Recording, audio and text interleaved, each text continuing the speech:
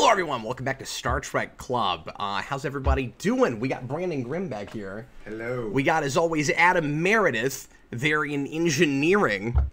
Engineering. Yeah, and we've also got tonight Jason, who is always with us in club, but he's not usually on camera. Tonight he was like, Dad, can I please be on camera this time? And I'm like, well, it's going to be a little crowded, but we'll certainly try it. We were going to put him on Skype and let him just broadcast from upstairs, and then my wife reminded me that we've got a very crabby 2-year-old right now that would be really loud in the background, so it was probably smart not to do that. So because of that, Brandon's like in shadow. I am the shadow. Oh, what do you know, Brandon? Do you know? Because the Brandon, shadow knows. Is that your Are you growing a big beard, Brandon? I am. Or is that just a shadow? Okay, no. I was like, I couldn't tell if that was actually a shadow. getting quite long. I think it's tied for the longest it's ever been. You do that a lot in the winter. I do, but I've been growing this since early summer. We call him Big Bearded Brandon. We don't, but we do. We call him Big Bearded Brandon. BBB. So tonight is going to be a regular episode of Trek Club. We have no idea what episodes we're watching. I think we're going to split things up a little bit differently tonight. We're going to go ahead and do some standard replicators, and then we'll go ahead and do our first episode, and then we'll do a game after that. I got a game written for us, guys. An old Trek Club chestnut, so that we haven't done on the live show yet. So look forward to that. And get your with big bearded Brandon on a Trek Club chestnut. And make sure that when we get to that, you've got something to write with, because if you want to play along with us at home, you'll want to write some things down. So let's go ahead and spin the wheel first and find out what we're going to be watching first. Jason, since you have not gotten to be on the club or on the live show often, I'm going to go ahead and let you put something on the wheel right now. Put you on the spot. Think of an episode in the next 10 seconds, and we're going to put it on the board. Can you do it? Yeah. Can you do it? 9. Well, you're going to count yourself down. I think the game's already on the wheel. Really? And I think you're the one that did it. Yeah. Yep, it's second on the wheel there. Yeah. You see that? What is your guys' obsession with that episode? 8, 7, 6. Are you gonna guess? He's counting himself 5. down. He's still thinking. He hasn't decided yet. We'll let you put something on later when you think of something, okay? Okay. Wait. Crossover.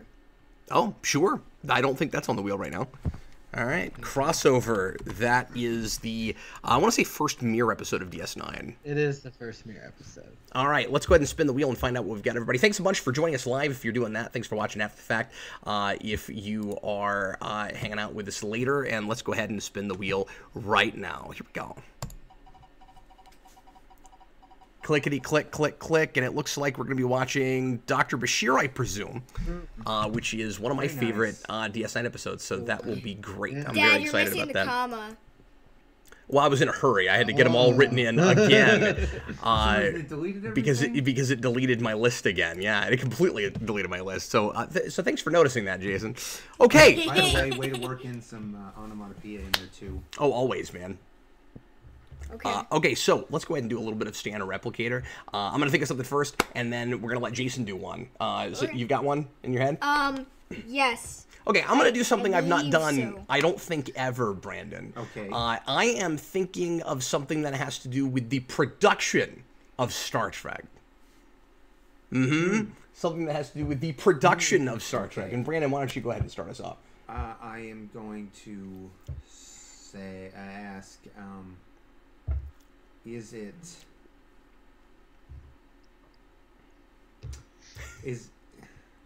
a thing?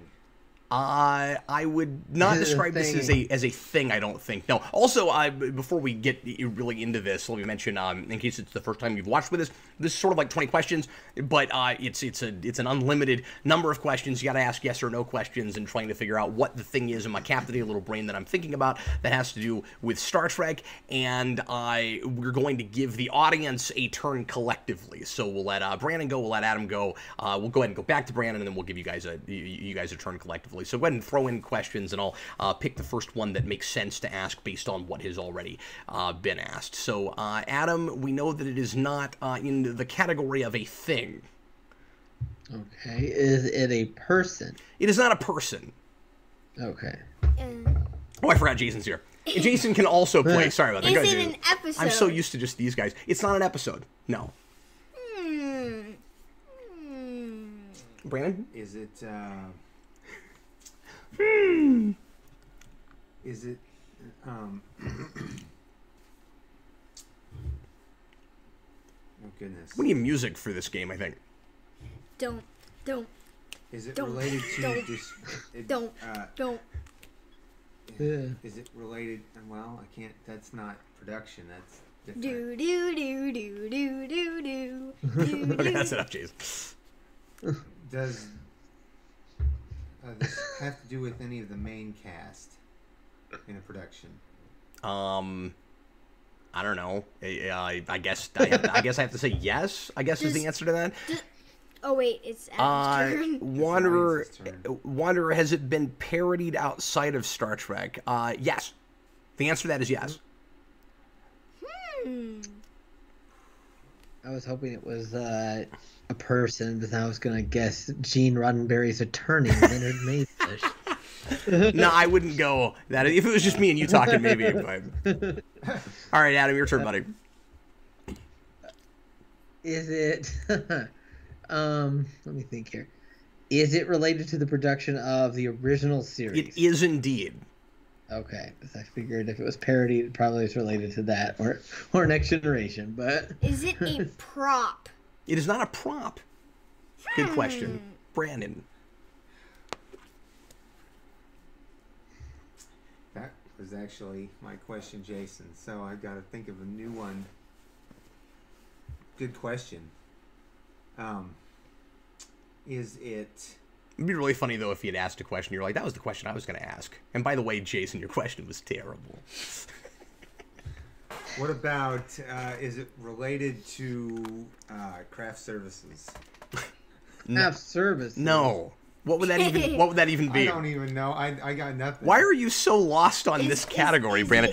Cinematographic, it is not Galaxy Quest. Lewis Cox, hey Cap, how are you finding Lower Decks? I watched the pilot, I hated it, I've watched no more of it, and I really, really don't want to. I'm not saying I won't, but I really don't want to. We did a review on that. Go ahead, Adam. Is it? Is it like Oh, what? a behind the scenes anecdote Nope. or something? Nope. Okay. Does it have something to do with music? No, it doesn't.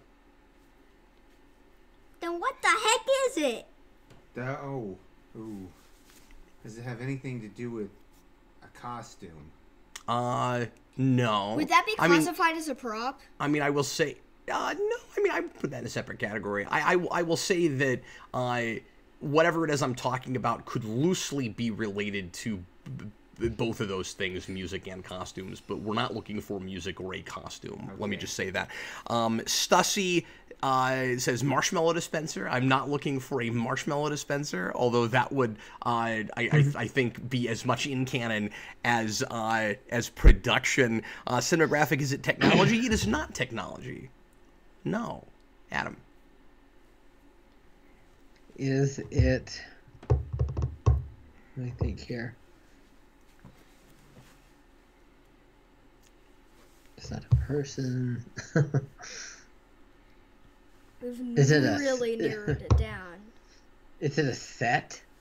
It is not a set, but you're on the right track. Jason. Okay. Is it when you, when it changes, when it keeps the same set and it does, and No, it we're not makes looking. it We're not look looking different? for a set. Nope.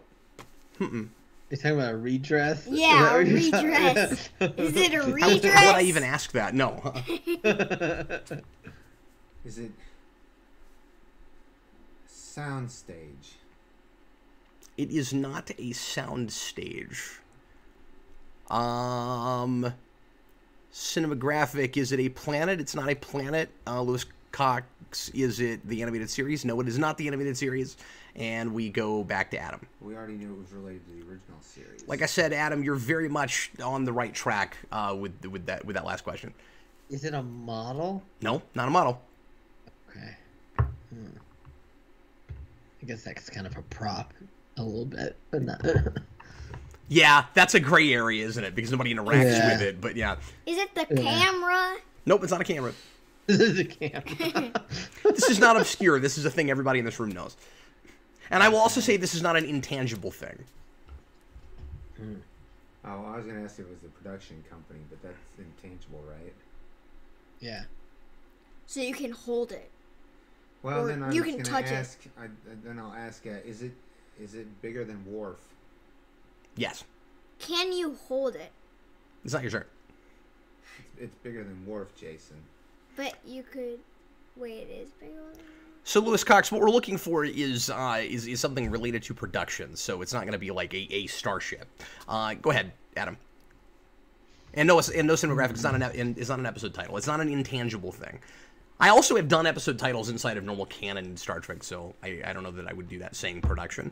But I felt like it was necessary to say production, or we would have never gotten there. Trying to think here. We'll do another couple of rounds here, and then we'll call it if you guys aren't Is anywhere it- closer. Do people sit in this or on this? They can. Yeah. They can. Is it Kirk's captain's chair? Nope. That's my That would be a guess. No. prop. Okay. That's a Is prop. it Jason. I some guess. sort Yeah. of table?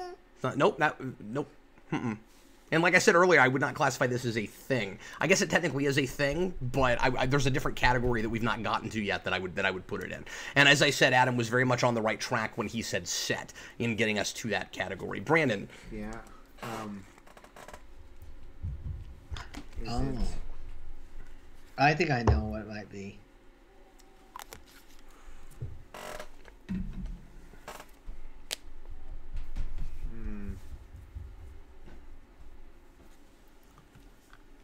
Throw us a question, sir. Yeah. Is it? I think I have an No idea. cinematographic. It is a tangible thing. It is not the prime directive. Is it? It's. Is it smaller than a set? Nope. Hmm. Go ahead, Adam. Is it a location? It is a location. Yes, indeed. Is it Vasquez Rock? It's Vasquez Rock. That's what we're looking for. Yes. Oh you know, you're my talking about it gosh. being parodied. I just recently rewatched Bill and Ted's Bogus Journey. Yes. And there's a scene in that movie where they are watching Arena. They watch and, Arena right before they go and to then they Vasquez go Rock. there. The very They next go there, scene, like, they to go get there. thrown off. It's Yeah, it's spectacular. amazing. That's pretty good. Okay, Jason, did you have a thing? Yes. Okay, so Jason I is have a thinking of a thing. Star Trek canonical thing. Yes. And I think we should start with Adam because he got mine. So Yes. go ahead, Adam. I have to keep remembering what it is. And remember, you guys playing at home still get a turn collectively. So now go ahead and think back in the mode of canonical Star Trek. Go ahead, Adam. Only the Is this at-home the version. original, or related to the original series, Jason? Yes. I thought so. Is it a thing? Yes. Brandon's got it. It is a thing? Mhm. Okay. Does it appear in other series besides TOS? Yes. Okay. Wanderer, is it a transporter? That's what I was. Is it thinking. transporter? No. All right, go ahead, Adam. Is this like an object that you can hold in your hand? Yes. Is it? Is it technology? Yes. Is this an object that would fit in a pocket if people in Star Trek had pockets? Because they don't tend to unless it's Enterprise, in which case you either have no pockets or all the pockets. Too many pockets. Precisely. So, All I of would them. say. Full life all belt the and pockets. Enterprise. Zippers on my costume. And you notice they never put anything in them. Like, they're just there. I did. So in my I costume, don't put know. stuff I in don't there. know if I want to say yes or no. To if you can put it in a because pocket. It depends on the series. Oh, okay. He's given us an important piece of information, though. It seems like it changes size and maybe even image depending on the series it's in. So I'm glad I asked that. Cinematographic, is it a transporter? I'm sorry, is it a tricorder? Is it Yes. a it is a tricorder? Yeah, it is a kind of tricorder. Oh, we have to be more specific now. Adam, can you be more specific about a tricorder? Oh, did we skip you? Yes. But that's No, wait, all how did we right. skip you? That was my question. Yeah, that was your question. We never skipped you. What was my question before yours? I don't remember, but you asked a question, and then we went to me, and then I went to the audience. Okay, I We did not skip you. missed it. Anyway, what kind of tricorder was it? It was medical medical tricorder. Well done. That was good. Hey, Brandon, you got a thing? Everyone's got a thing. You want to do a thing real quick? I promised you last week I'd let you do one, but then we had Jason here. I want to make sure he got to do one too. All right, I got one. 1 second. Tom just put in a $5 super chat. Thanks a bunch, buddy. He asked for the disease, so from Voyager. So we got to do something with the Vidians. That one's interesting. What episode is the disease? I don't even remember that one. I want to say that's the introduction of the phage. I want to say that's the first. I thought that episode or is was it called phage? No, that's true. wasn't It must be their second appearance. I'm not sure what happens in that. I don't know. To be perfectly honest with you, right off. Isn't it kind of better though when you get an episode you don't remember about and then it ends up being a good one? Yeah, it just makes it a little bit more challenging to try to talk over. Stussy, do you plan on getting Discovery on DVD or Blu-ray? I personally don't feel the need to own that. In my mind, it's just not Star Trek. And I know it's crazy for me, being as big of a Trek guy as I am, to not own things that are Star Trek, but I don't feel the need to own that. If somebody in my family decides to give me that for Christmas or something, I'm not gonna like turn my nose up at it, but I don't feel the need to own that personally. What about you, Adam? Have you bought any of that yet, or do you feel the need to do it? I haven't bought any of those, the new ones. No. And they just put out the short treks on physical media. Yeah, I saw that was out. Yeah. Short treks. And Sussy, yeah, not Picard either. It's just none of the new Trek stuff. It feels like Star Trek to me. I don't feel the need to own it.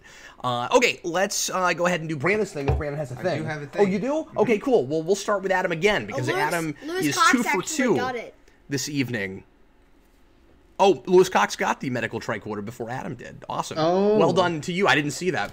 Wow. All right, Adam, why don't you start us off, buddy? We'll do one more of these. And then okay. we'll go to our first episode of the evening. Is it Brandon that's got it? Yes. Okay, Brandon, is this related to the Next Generation? No. But it's gonna be Voyager. Could be a movie. It is not Voyager. Is it a movie? No. What? Goodness, I think I just knocked a chair down. And that's amazing because there aren't very many of those in engineering. Nobody. Yeah, just those bicycle seats. Nobody's asked a question yet in the comments there, so we'll go back to Adam. Okay. Did you have a guess, Jason? We've not narrowed down. No. I asked if it was in Voyager. He asked if it was Voyager. I asked if it was movies. So it's none of the usual suspects for Brandon. Oh. Whoa. Throwing a curveball, eh? Yeah. Okay. Is it... Let me think. Is it in... I'm not going to ask that. Is it in Enterprise? No. No. TOS? No. DS9? Yes. It is DS9, okay. Oh, he did Deep Space Nine. So Wow. we have to assume it's going to be something really easy then. Yeah. Because it's Brandon asking DS9. Is it Cisco's Baseball? No. It's not Cisco's Baseball, okay. Wanderer wants to know if Riker could perform the Riker maneuver over whatever this is. That's his question. Oh, no. Okay, go ahead, Adam. I mean, yeah, Adam. That's hilarious. Let's see here. It's in Deep Space Nine. Is this thing smaller than Worf? No. No? Is this thing alive? No. So it is a thing. Is it a ship? No. Is it... Wait. It's not your turn. I keep thinking like... Go ahead, Adam. There's not any more questions yet. He said not a Oh, ship? pardon me. Cinematographic. Not a ship. Is it technology? No. But you said he is bigger than Worf, right? Yes. Okay, so not technology, bigger than Worf. Is it a place? No. No. I mean, it is, but it isn't. Like, that's not exactly... What does that mean? It's not exactly applicable. But Is it the holodeck? no. Is it on the station? No. Okay, go ahead, Adam. Not on the station. Okay.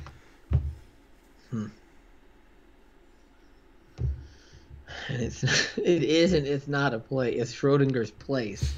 It isn't. It's not a place. Okay. Good joke.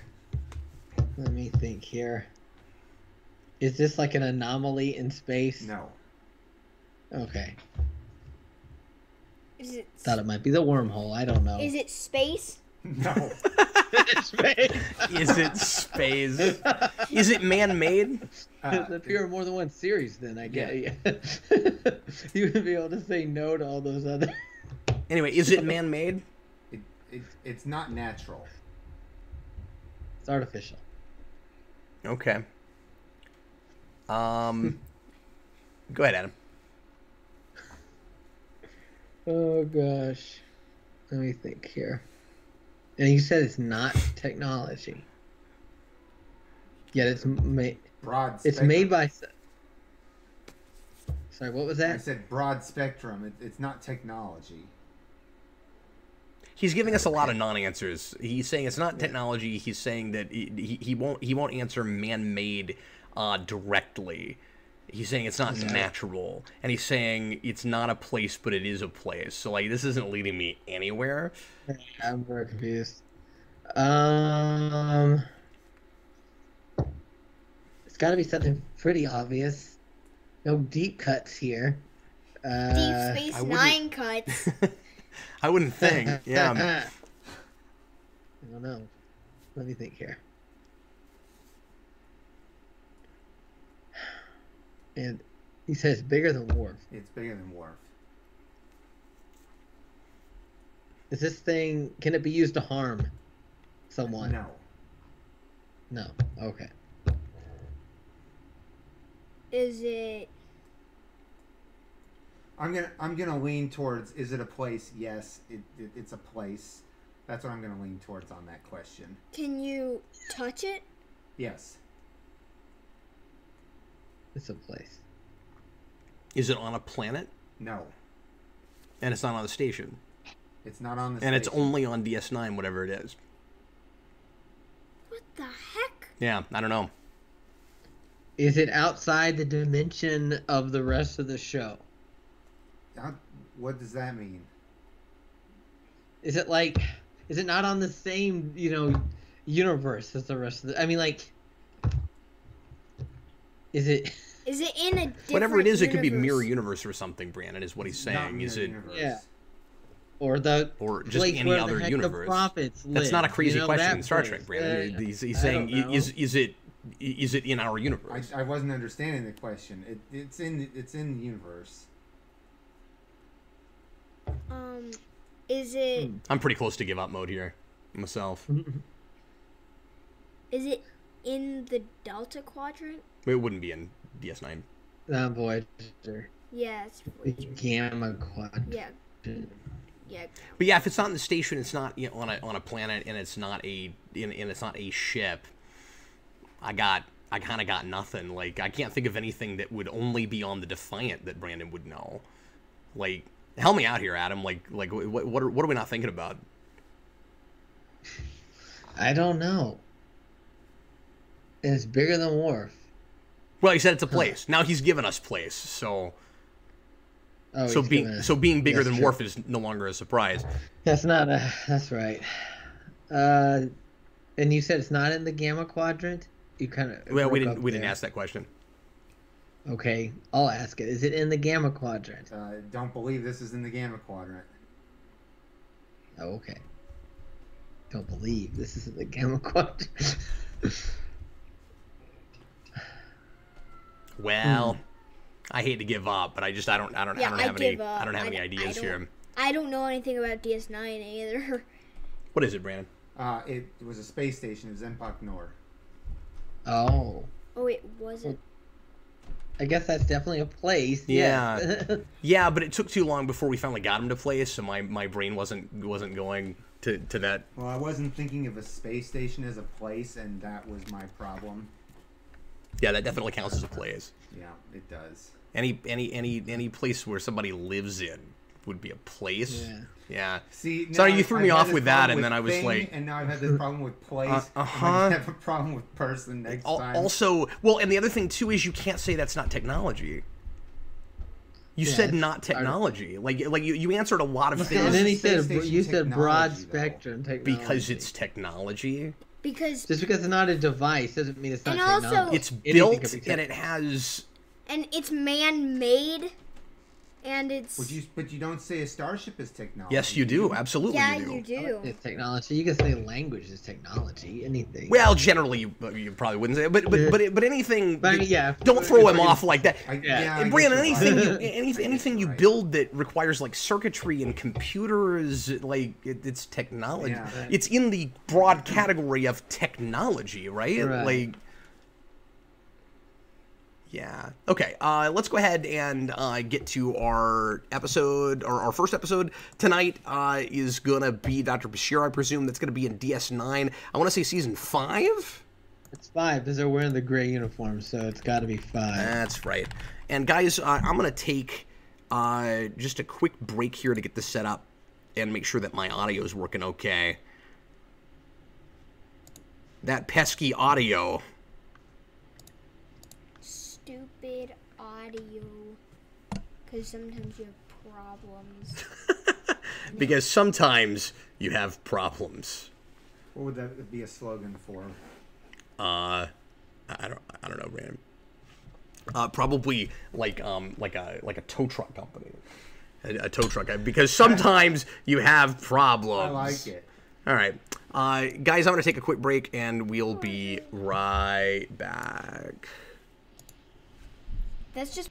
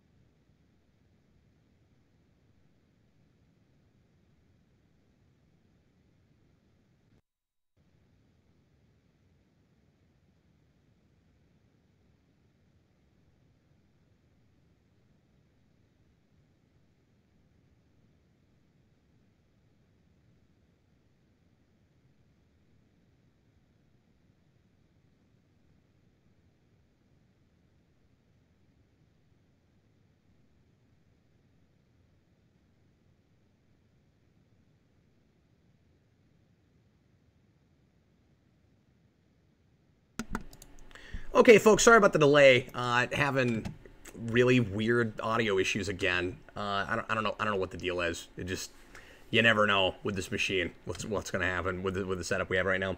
So you guys may hear our audio just a little bit in the background. We apologize for that. Adam, are you with us? I'm here. Hello, Adam. Hello. Okay, give me just 1 minute to get the chat back because I had to drop all my windows here. I think we watched this episode in club once, at least. Yeah, back at the old club. Yeah. At least, I mean, in my tenure, There's some probably time I like was 3 there, times. Yeah, at least 2, if not 3 times.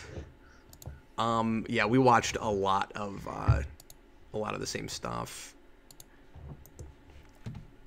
Because you get people who would like win a prize, they'd get to pick an episode. And we did it for 15 years, and we had kind of cycling different people in and out of the club. So yeah.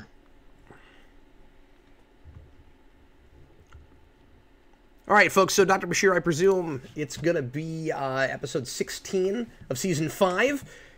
Make sure you're at timestamp 0. Get ready to press play when I say now. We're going to get right into it here in just a couple of seconds. And thanks for being patient with us. Okay, here we go. Everybody, please press play. Jason's just laughing at a screenshot of himself with his eyes closed. Okay, here we go. Everybody, please press play right now. So I can't remember if I put this in my top 10 when we did DS9. I think I might have. It goes on your list. If it wasn't, it's real close. This is definitely one of my favorites. Oh yeah, the B story in this episode is Rom and him telling Lita finally how he feels about her. Yeah, and taking forever to do it, and it's amazing that she's still interested by the end. Yes, it's like... And I think that all started with the Bar Association episode, I believe. Bar Association, I believe. Yeah, I think that's what it was. I like that the A story and the B story are interconnected. Yeah. It gets weird when you get into later Voyager that that Zimmerman had a fling with Lita. For those of you guys that don't remember this episode, this is Picardo guest starring as Zimmerman, who we've been told about in Voyager, but we've never met. And later on in Voyager, he's portrayed as kind of an old man, and it's kind of weird. Yeah. It's like in about 3 years, like I get that he has a debilitating illness, but he seems his like hair goes gray. He's playing a character who is like 20 years older, or 10 or 15 years older at least, than the guy that we see here. It's really weird that he has this fling with Lita, because it's almost like once they give him a disease, it's like they want to play him as more like a Soong character. Yeah, and then he has a holographic girlfriend at that point. That's right. I don't know if it's actually his girlfriend though. He's got a holographic like attendant or something, like somebody that helps him out. Yeah, assistant. Cinematographic. No, this is not the Section 31 episode. This is the episode where that's the next episode after. Is it really? This, I believe. Where we find out, spoiler so. alert, that Dr. Bashir is genetically engineered, and the way it's handled is so wonderful. This is one of those really rare episodes, really of anything, that has a tonal shift halfway through, and it works wonderfully well. You think you're watching essentially a comedy episode up until that point. But since Cap Voyager is barely consistent with itself, you're asking it to be consistent across a different show? That's fair. Yeah. This is the weird Kira pregnant with their baby storyline, because Nana Visitor got pregnant and they didn't know how to handle it. They didn't want her to just get pregnant by whoever she happened to be dating then. Random guy. Well, was she dating Shakar already, or is that later? I think she might have been dating Shakar, but they might have broken. I don't know. I think they already started dating at that point, but what they did is so much more interesting than if they had just said, "Oh, she's got Shakara's kid, because that wasn't like a romance you were supposed to be really invested in, Right. and they weren't playing them like they were meant to be together or anything. And it just happened to work out like that too, I think, because I don't know. Well, I don't know. Maybe they had already planned. I don't know if they had already planned it for Miles and Keiko to have another kid or not at that point. But yeah, I'm not sure either. Yeah. So this is an example of a really smart, intelligent retcon that works really surprisingly well. And like, there's little holes you can probably poke in it, but by and large, the explanation for why Bashir is a little antisocial and has a hard time getting along with people early on, and B, just a way to finally make him kind of interesting and give him some stuff to do is extremely creative, and just retroactively saying that he's an augment, and then because what's interesting is we've never had a character that basically came from the whole Khan eugenics thing, and to have it be a character that you've been following for 5 years, is fantastic. Right. And I think, you're right. I think a lot of, things you could say, well, why didn't he use his ability then? It could be explained by, well, he was so fearful of being uncovered that he kept it. And there's just places where I don't buy that he's that smart. Yeah. or that he has the hand-eye coordination that he's supposed to have. I'm sure there's some places like that where you're like, well, this is a life and death situation. He should be using it here. You know what I mean? There's probably some stuff like that. I can't think of any great examples, but... That's a weird-looking ship back there. Yeah, I don't know what that was. So for Voyager nerds, it must have been kind of a cool novelty to see Robert Picardo in this uniform. Yeah, because we're still looking at the old early DS9 uniforms through Voyager. Right. Did he So with the episode that we were talking about where the Doctor visits him in Voyager, was he wearing a uniform still at that point, or I can't remember what he wore in that. No, he doesn't have a Starfleet uniform at that point. Honestly, it doesn't even feel like he's a Starfleet officer. Yeah, it's when weird you get to that. It feels like I said, a lot more like a Soong kind of thing, where almost like he's consulting with Starfleet. And honestly, I was a little surprised when this came out to see him wearing a Starfleet uniform, because the way he's described in Voyager, I wouldn't have, not that we know much, but I wouldn't have thought necessarily that he was an officer so much as just a Federation scientist. Right. And I think that's just because of the stereotype I'm used to, right? Like, Daystrom didn't wear a uniform. Leah Brahms didn't wear a uniform. No. Like a lot of these characters who are scientists or inventors, they're civilians that are brought in by Starfleet. Right. Oh, now that I remember though, I don't know how they explained it, but you remember the episode where the Doctor's program is degrading and they have to have that holographic version of Zimmerman help him? He's wearing a uniform in that. Now I don't know if that's supposed to be an accurate. Okay. Yeah. With a lab coat. I couldn't remember. So I don't know if he's. Now that I just remembered that. Stephen Murphy says, talking about what I was talking about earlier with Bashir, which is not easy to do because a lot of people could still see it as retconning and taking away accomplishments he may or may not have earned on his own and explain it away as he's super intelligent. Yeah, that's true. Yeah. Zimmerman just mentioned that the hologram that he modeled after himself will probably be in use for decades to come. This predates Voyager's encountering that they have all been relegated to the mines, right? Yeah, and this also predates the Mark the Mark II. The Mark II, maybe not. I don't know. He wore a great uniform in that. No. It does predate the Mark II because that's what Bashir is auditioning to do, or not auditioning, but what he's been chosen for. To be the long-term medical hologram, LMH. Yeah, that's what they called it. Oh, is that right? So it might be, yeah. Oh, okay. It is after this though. I'm almost positive about that. Yeah. I'm pretty sure right now the only EMHs there are the Mark I's, but I could be wrong about that. I think you're right. Well, this would have been like season 3 of Considering that Voyager. that the Mark II is a prototype on the prototype ship, we can assume that it's probably at least in development already. They had selected the model for that already, and then for the LMH doing the next model.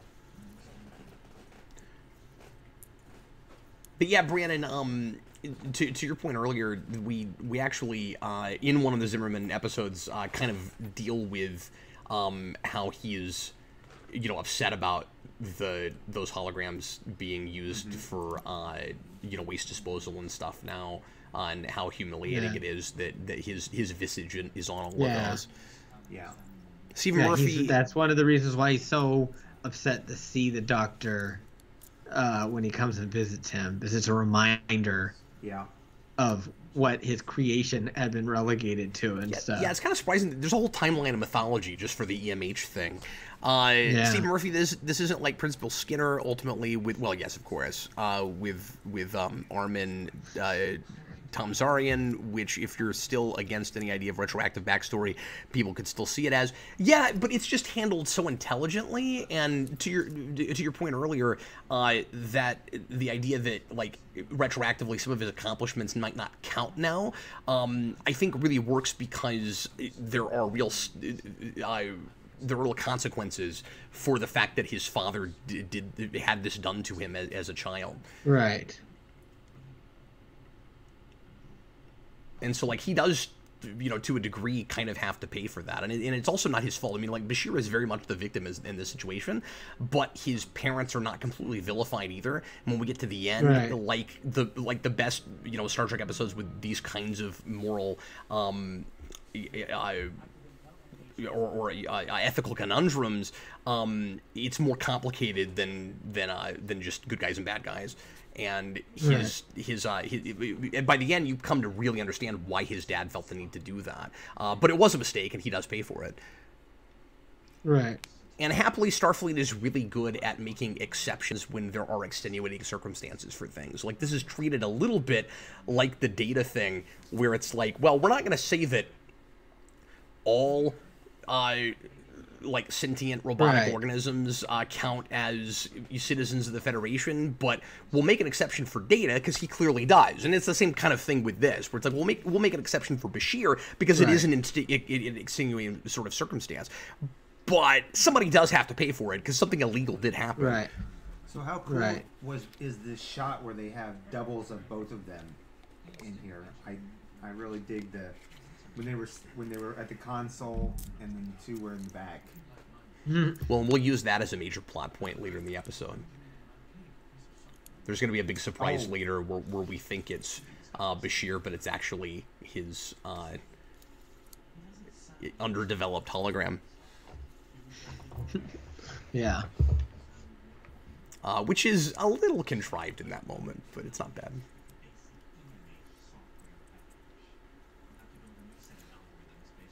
I also love that there's not any, like, easy, cute discussion of Voyager or anything in this episode. I could see a lesser script trying to find some way to do that to appease Voyager fans who might be here this week just because Picardo's there and who he's playing. But it's neat the way that it adds to the mythology of Voyager, because you start to really understand why the Doctor's program is the way it is when you meet this guy. Mm-hmm. And so even though this has nothing to do with that character and has nothing to do with Voyager, it's still informing that show greatly. Yeah, I honestly don't think they even do they ever even mention, like, Voyager on Deep Space Nine? Mm-mm. Not that I know of. They ever do. And they could have. I think it might have been neat if we'd done something with the Pathfinder project with other characters in Voyager. I mean in DS9. You could have had Barclay like bridge the gap between all three shows, and that could have been really cool. Right. In some way. So I think, though, the Pathfinder stuff, I don't remember when that happened. It may have been after DS9 was off the air. I don't think so. Was it 5 or 6 when they came out with that? Well, it wasn't. I think it was 6, but I think DS9 only had, or Voyager only had one more season after DS9 went off the air, right? It had 2 more. Did it have 2 more? Well, and then in that case, I guess they couldn't have done that probably. Steve Murphy says, and now we're in the office. Yeah, the way this montage is done is kind of fun. Yeah. It's definitely fun, but isn't that a little bit of a conflict of interest if he's going to use her testimony and go out with her? He doesn't seem like a very... he's not real ethical. No, is the thing. Yeah.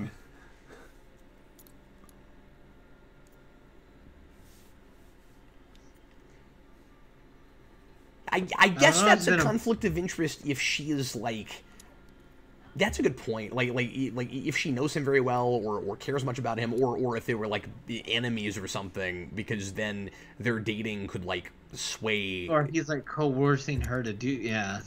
I guess. I mean, the difference, though, I guess, Brandon, is like he's not using their testimony for any legal thing. He's there to find out stuff about Bashir to build the hologram. Like they've already decided that he's gonna be that. He's not determining whether or not it's gonna be Bashir. So I'm not sure where conflict of interest actually comes in now that I'm thinking more about it.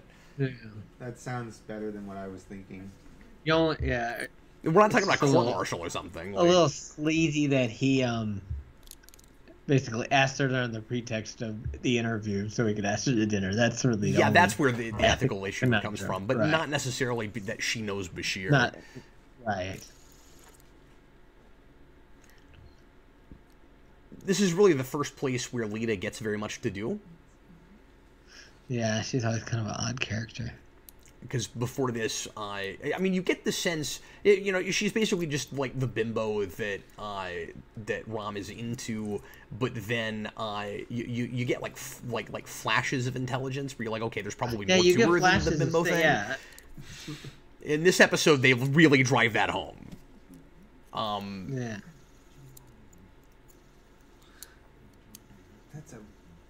He was kind of weird in this shot. Yeah, how they like are in the camera like that. Yeah, and the lighting. Right up next to it. It's still really interesting to go back to the first couple seasons of DS9 when Rom is a completely different character, and just see how much he's been kind of artificially transformed into obviously a way cooler character, but that's also more than a light retcon. It really transformed him, and it was probably around season 3. The episode where Nog wants to join Starfleet was a big episode for Rom, and then the episode also with they first go back to Ferenginar, and he basically puts his foot down to both Quark and his mother, and has tells him to make up basically. If you ever want to do a really interesting double feature, go back and watch this back-to-back with Family from TNG, because the parallels and mirrors between them is really interesting. Well, I'd say that they're kind of mirrors of each other. With especially when Worf's parents visit. That's the guy that played Babu on Seinfeld. Mm-hmm. I've seen him in other stuff too. I can't remember he's what. A lot of he was a character actor through the 90s and 2000s. Yeah. And then of course he also played Rajesh's dad on Big Bang Theory. I never watched that show. Yeah. I did. This is all super uncomfortable, and I like seeing a character like this to get the sense that human beings are still flawed. Like they're still there's still these kinds of people that are in massive denial about their about what they have to contribute and what their legacies are, and that sort of thing. And DS9, of course, as we've talked about a lot on this show, is really good at keeping the Star Trek mantra in place while showing you that how easy it would be for us to lose ourselves again. And this is another of those kinds of characters. Once again, flirting ethics. One side or the other. DS9 also has a way better sense, sometimes, not always, of civilian clothing than TNG did. Yes, definitely. I noticed how much better Jake's clothes got once TNG left the air. He stopped wearing onesies and stuff. Busted Sim says, Ram is interesting because at first everyone thought he was a dumb toady. Then people talked about how proficient he was in engineering before we actually saw it on screen. He's kind of amorphous. I wouldn't say he's amorphous. I think he, like Adam said, there's a place where it clicks, where we have like a sort of light switch transformation. Oh, we've decided that this is actually a character, where before he was just like stand-in regular Ferengi guy, where like Right. Quark was supposed to be the Ferengi that was more layered, that maybe had a bit of a heart of gold that you were supposed to care about, and Rom was the TNG Ferengi, played by an actor who played a TNG Ferengi, and Right. then like at the point where they suddenly say, oh, he's like a brilliant engineer. I feel like that's the point where Grodenchik started playing it differently, also, like all It's at actually the same time. it's they first mentioned that in the Heart of Stone episode where Nog is having the wanting to join Starfleet. Stephen Murphy says that guy we were talking about earlier, Bashir's father, is also a voice actor. He was in Clone Wars, and I didn't realize he was Alfred in Killing Joke in Batman vs. Ninja Turtles. That's cool. I did not realize that.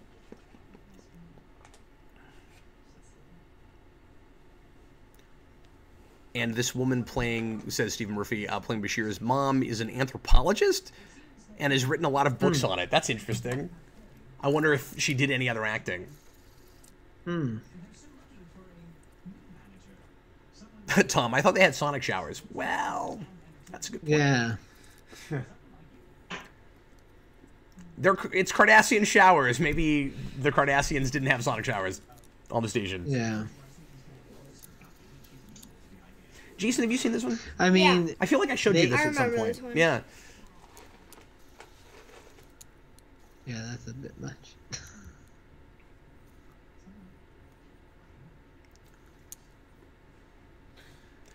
So I feel like that moment is super contrived. Yeah, that was a little much.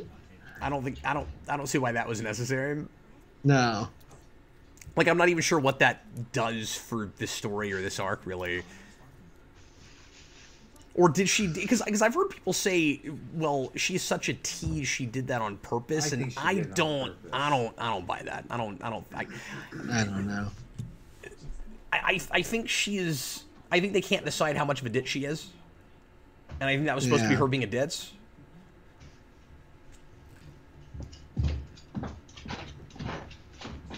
Because Brandon, she's not the right kind of playful for that. You know what I mean? She seems too endearing to do that on purpose. Yeah, but we see her mostly, outside of recorders, though. We don't really know how she acts in this type of situation. Yeah, but she hasn't suddenly changed her demeanor or anything, though. That's true. Like, she's not acting like the kind of person that would do Right. that. Yeah, no, you're right. Because There's doesn't, nothing- like, flaunt anything. Yeah, anyway. and also, if she's got, like, two sides like that, it wouldn't work with her relationship with Rom, and you never see that again. Like, they're both supposed to be, like, super honest, and what you see is what you get. And, like, I just don't buy it that would be the reason she'd do that. So, I like your if it's other just, interpretation as oh, well. I'm a ditz, I can't keep my Yeah. clothes on. I'm like, no, we did that because she's supposed to be, like, the hot ditzy Dabo girl, and he's only interested in her really for her body, so of course she's accidentally naked in a scene. I don't need that.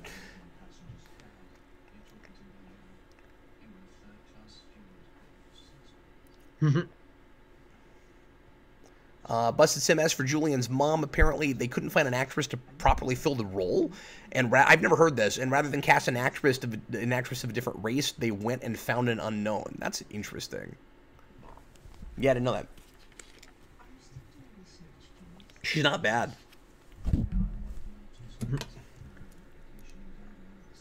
Yeah, this is so interesting how his dad is. He talks a big game, but he's not, never had a success in life. Yeah, There's again, still people like that. Yeah, it's even really now, uncomfortable because we've all known that guy. Yeah. I obviously I won't name any names, but like I met somebody in one side of my family years ago that reminded me of this guy. I spent 5 minutes with that. I was like, oh, that's Julian Bashir's dad. Yeah.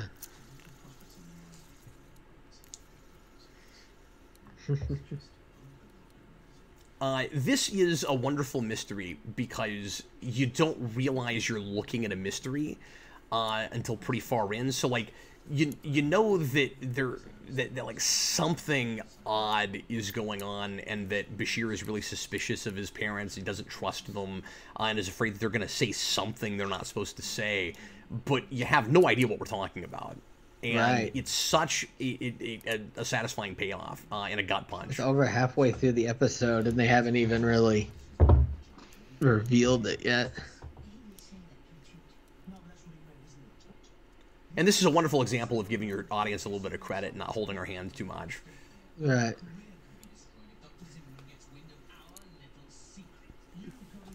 Yeah, so we don't even know that there is a secret until we're, like you said, halfway through, like 21 minutes into the episode. Right.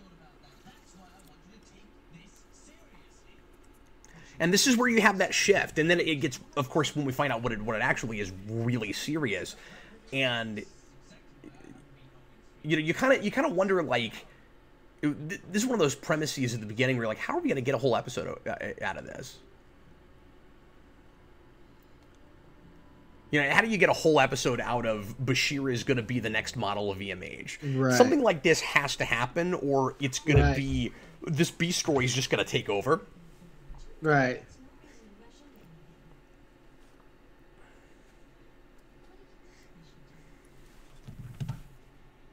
Solar Dragon, we're at timestamp somewhere around 24:45.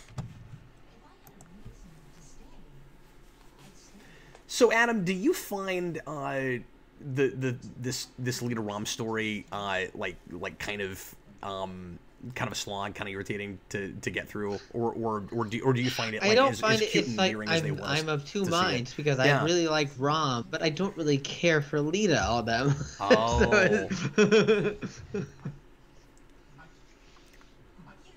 But I guess what I'm wondering is, do you find yourself kind of yelling at the screen, going like, "God, Rom, why don't you just finally ask her out already?" Yeah, a little bit. Like Rom, just do it. A little bit, yeah. Freaking Niles Crane here. Come on. Oh my That's goodness, hilarious. That's a good comparison there. Like, I understand why he's as insecure as he is, and I think this plays better if you've watched everything up to it and seen the way Court treats him, and that he's been, really kind of punched down a lot. And kind of told that he's not really worth anything. Like, once you really know this character, you kind of get that psychology. So it doesn't watch as much like a sitcom plot like you're talking, because in a vacuum, it does watch that way a little bit, where it's like, oh, okay, this is yet another one of those stories where you have a guy who is really unsure of himself, and he's going to wait till the very last minute, and we're supposed to, like, find those scenes kind of funny. And I don't know, it watches better if you watch all of it. Right, I think, yeah, in sequence. This hologram looks ever so slightly different from Julian Bashir in a way His that hair I is like feel different. like they should have been able to tell that it wasn't him. Just because I can tell it's not him. Yeah, but you're saying that because you've already seen the hologram. You already know what's going on. Yeah, you know what's behind going on. If That's you would true. be I guess they suspicious haven't seen it immediately. yet. No.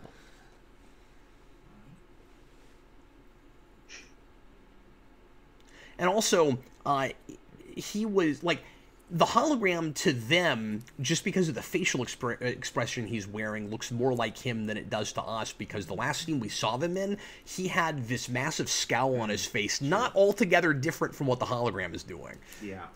So just because he's wearing his hair slightly differently is not going to make you jump to the conclusion of, it must be an imposter! I wonder if holograms smell. Do you think they have, like, a odor? Like a body odor or anything? It's a good question. But I don't know that you'd immediately pick up on that either. Might not pick up on that immediately. All right. Wolverine or a dog would, but not, you or me. Stephen Murphy, taking these supposed minor characters like Rom and Lita and evolving them this way is something people probably weren't thinking of at the time. Yeah, definitely not. And now it's probably more expected for this to happen. Yeah, I mean, these days with serialized fiction, we do this a lot where we have characters who are either introduced initially as minor characters or are supposed to evolve eventually from the beginning. And even if we thought it would be a one-off and then we started really running with them and doing cool stuff, it's not as big of a deal as it used to be. It's not the novelty it once was. Yeah. It's weird. I don't understand. It always kind of annoyed me. Why does Buffy get so much credit for doing, like, archy stuff when they were doing this stuff on DS9 and B5 and X-Files several years before that show premiered? Well, my answer is twofold. It was given a lot of credit for that from people who watched regular prime time dramas or teenagers watching teenage stuff that weren't watching science fiction. So a lot of people just weren't in the know and didn't realize that that was happening a couple of years earlier with some of these science fiction pieces. B, it wasn't. That was one of the first shows in that genre to do that. Like CW-esque shows didn't Right. do that before. Right. That makes sense. Or at least not as much. Right. Honestly, I think Buffy gets more credit for having a successful spin-off and having a good sense of mythology between their shows and just pushing dramatic envelopes in a show like that more than it does in serialized storytelling, because there's I don't think it was any more or less serialized than like Hercules and Xena was. Like Right. both of those shows start more episodic and become more serialized as they go along. Right. And I mean, it's no more.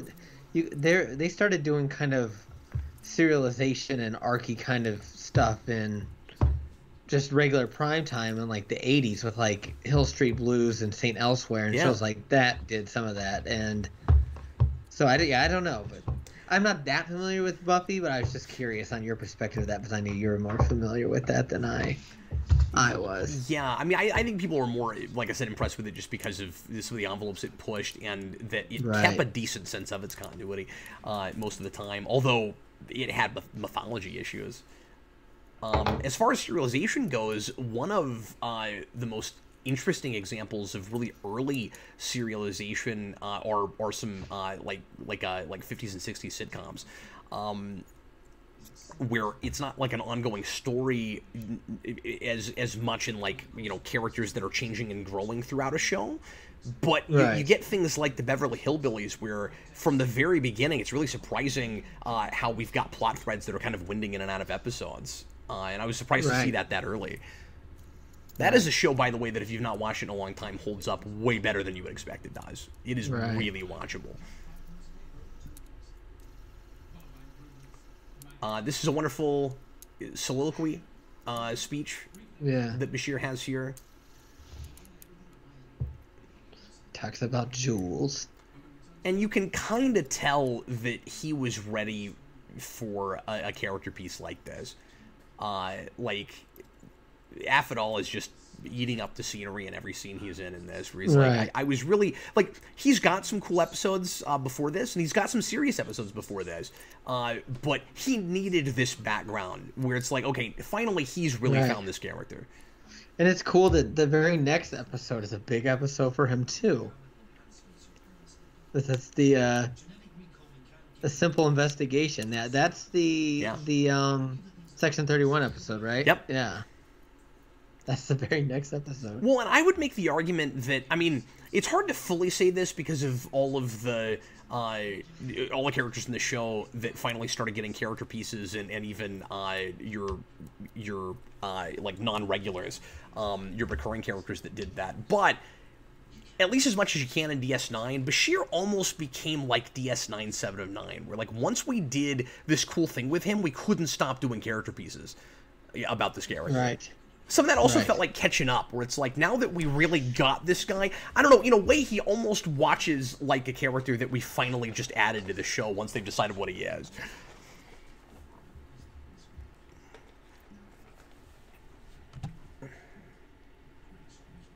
Yeah, no, you're right, that somebody was challenging you on where that episode falls, but yeah, Simple Investigation's the very next episode. Wow. Or is that that episode? I think it is. I don't know.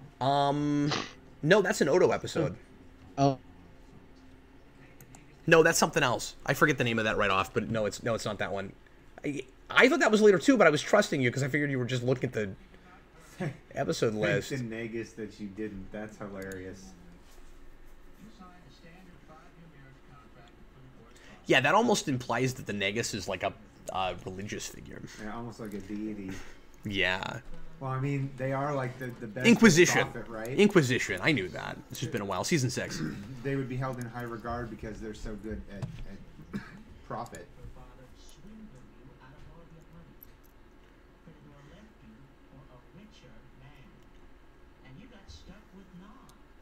I forgot that we had this scene where Quark basically comes in and discourages him as much as humanly possible. As much as Ferenginly possible.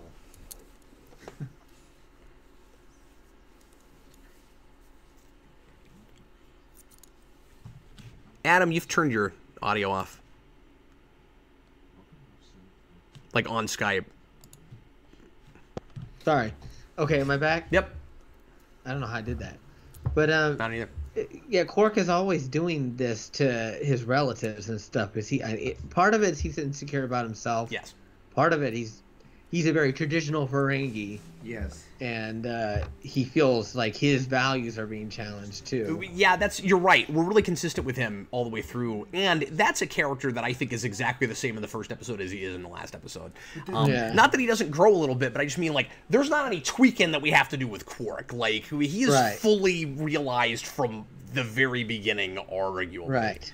I think he also has a sense of pride, though, and he feels that he can boss other people around because he's successful where he is. I think he feels a certain clout in the class system. You know, he's richer than his. I think he puts on a front with that. Like Quark come up with a new plan. Yes, that's great.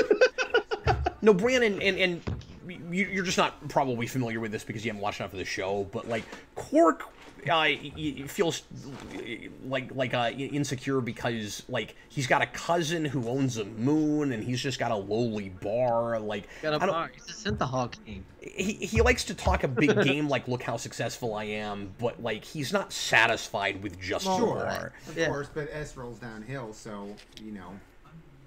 I also feel like he feels at least he's one up on that.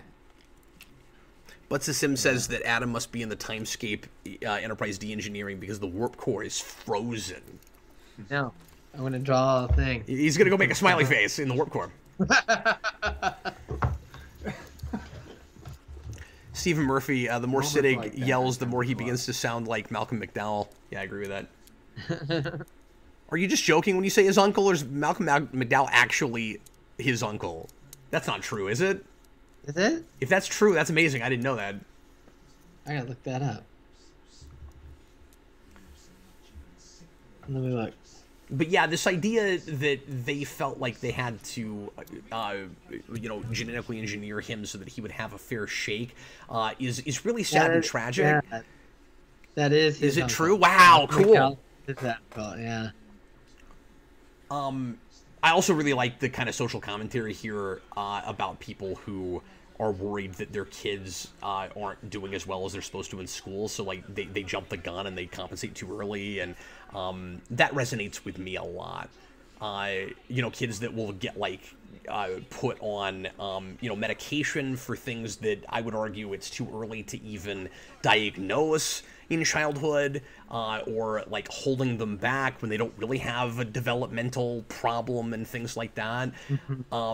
So I like the commentary with that a lot, but I also really like that that while part of this does come from arguably his dad's tendency to cut corners and to take the easy way out and to quit when things aren't going well, they also do sort of have like decent reasons for doing what they did. Right.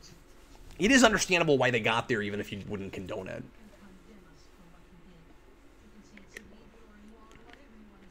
Well, it is illegal.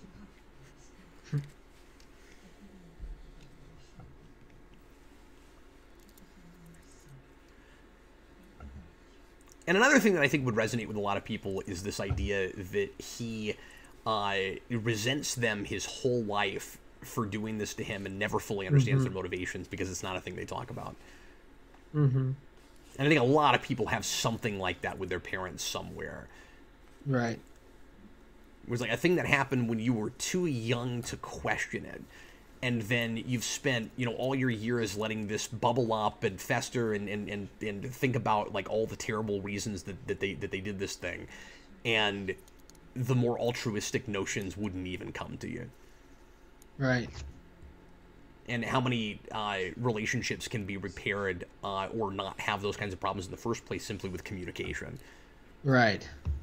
And isn't the lack of communication one of the main, one of the biggest problems that causes a lot of issues in relationships? Yeah. But Sim, the flip side of that is the feeling that you are behind and the stigma of not catching up to your peers or being in the same place in life as they are. No easy choice. Yeah, exactly. Which is why they do have a point, and it's understandable why they did that. Yeah. And so I'm talking about from both sides. Where from Bashir's perspective initially, before he understands their motivations, it's that first thing I was saying. What were you gonna say, Adam? Oh, I was gonna say this is just a side. This is one of the other times when they use that weird holographic communication and only thing, in DS9. And it's just him standing there with a light on. Yeah, that's always hilarious to me, where it's like the way that we denote that it's a hologram is he's got a big light in his face. And given that we have holodecks and holographic technology all over the place, why does this thing require a light on his head? Or maybe that's just that guy's office and he likes to look really ominous. He's got a lot of fluorescent lighting in his office, and it just comes off that way. It's like a bad Zoom video. Yeah, he's just constantly interrogating himself for some reason. What do I know? So he calls him Julian after his speech to them in the other room from the night before, when he was still calling him Jules. Right. This timeline's wrong. It's not 200 years ago. It's 400 years ago.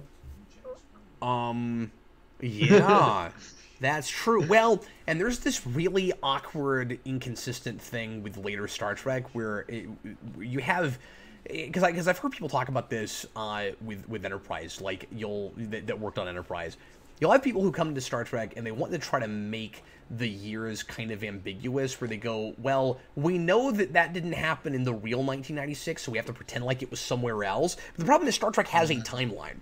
And so when you go to that period in Star Trek's timeline, we know what was going on, and it wasn't that had happened already. So, like, any way you slice it, you can't get away with that. And I've always said you at some point you have to treat Star Trek as one part history of the future, but another part alternate timeline. Like, once you get past a certain point, you basically have to say that from 1966 on, there is a different timeline for Star Trek than in our world.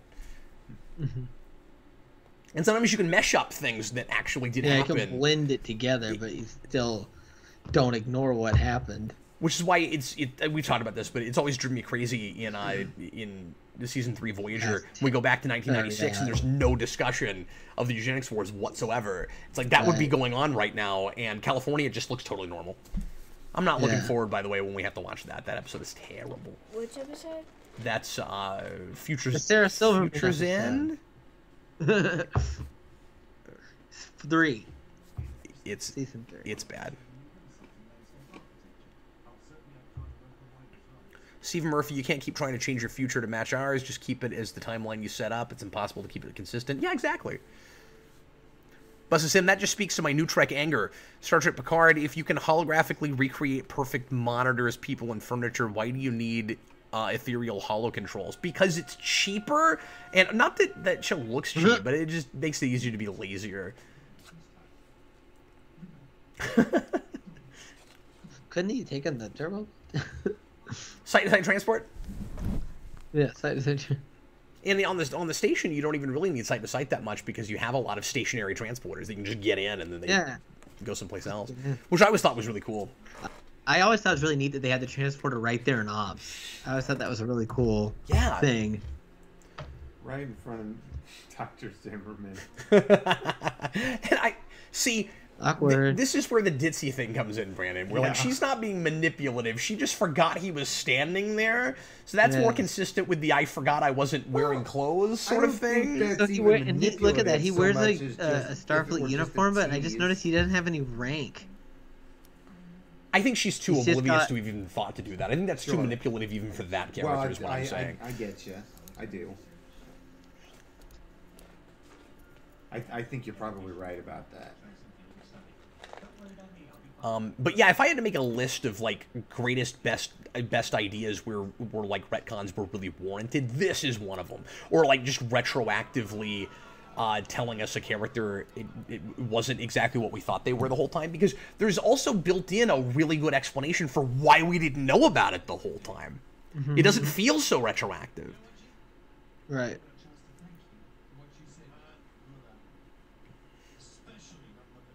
So this is a classic scene between these guys, and I think adding in the genetic manipulation thing also helps their relationship a lot. Like, I've always loved him and O'Brien together, but once, I don't know why, once we know this, their relationship is even stronger and more interesting. Yeah. But the whole, like, you gotta stand way back here to play darts now thing. Stay back here. This is your handicap. It's great.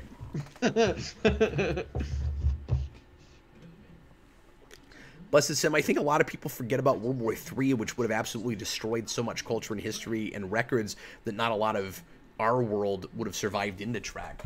That's interesting. Yeah, it's really weird. I would have really. The problem is to they get, like, saved more... everything. Like it does seem like they have nothing got lost culturally. It doesn't seem like. But it's like the Golden Gate Bridge is still there. You would have think it would have gotten nuked. But Sim, like in 09, how the heck did Budweiser survive a nuclear holocaust? I don't want to talk about that. I don't talk about or Nokia. Nokia didn't even survive 5 years after that movie came out. Yeah.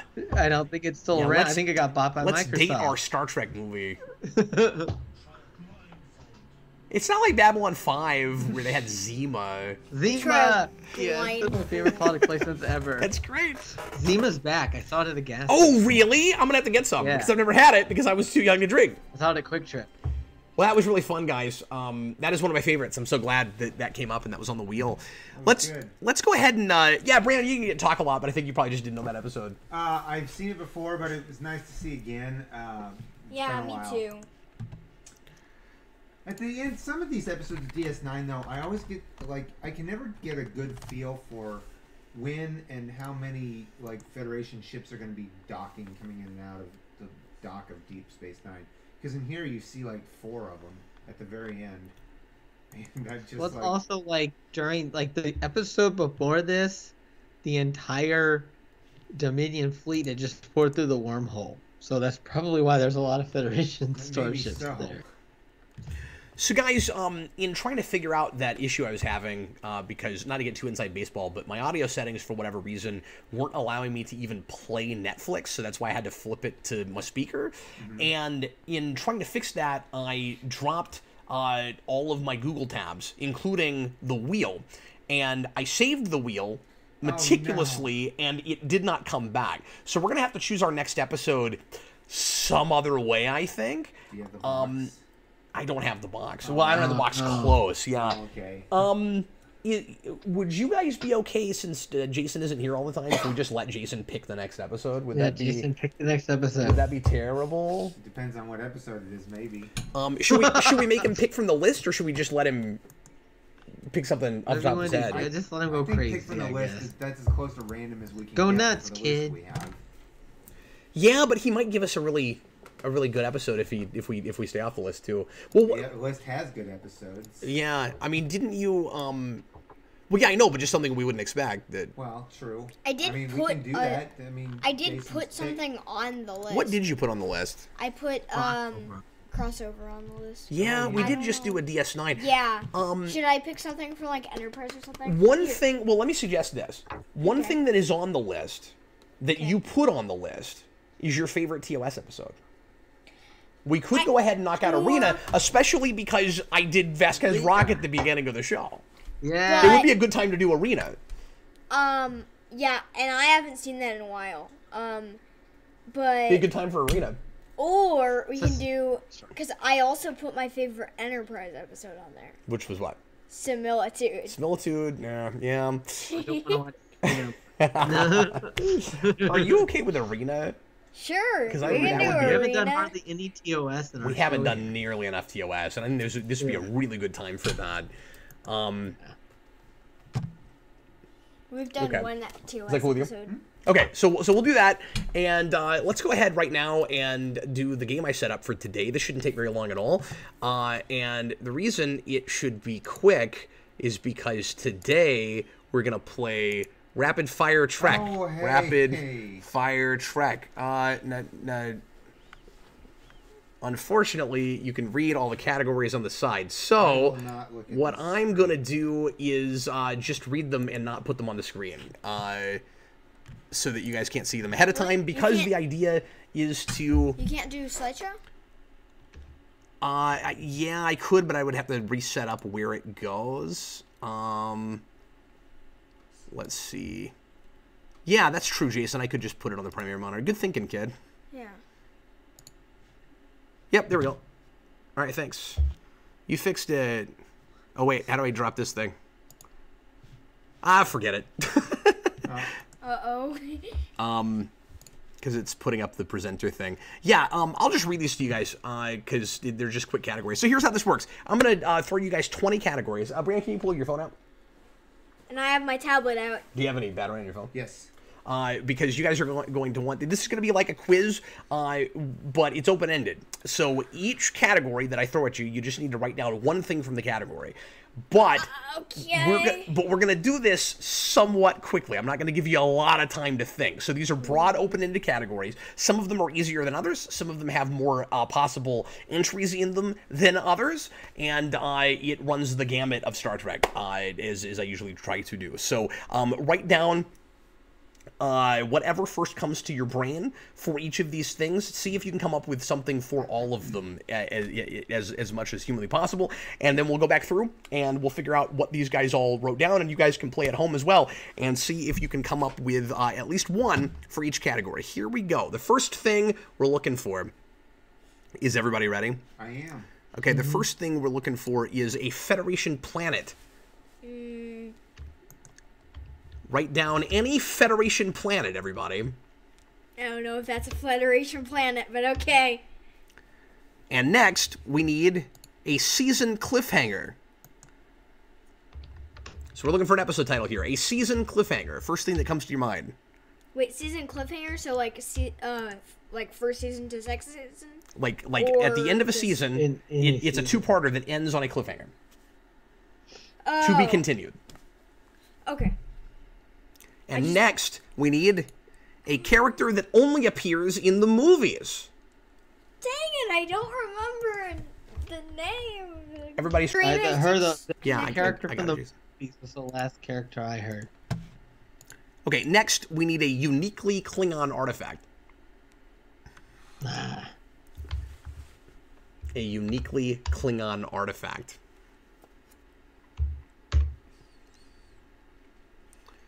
Next, a character who dies and stays dead. A character who stays dead. Does that mean, like, never appears in an episode in any form? Just stays dead. Dead. Next, I don't really... we need a character from the future. Oh. A character The future that is... of Trek. Of the future of whatever episode you're watching. Okay. A character from the future who comes back to the present. Whatever scenario that is, yeah. Yeah, I'll make it that easy. Oh my gosh. It's going so fast, I can't remember. Can't remember his name. Yeah. Next, and everybody really pay attention. A character who is fictitious in Star Trek canon. So inside of the world of Star Trek, a fictional character. I think I know somebody.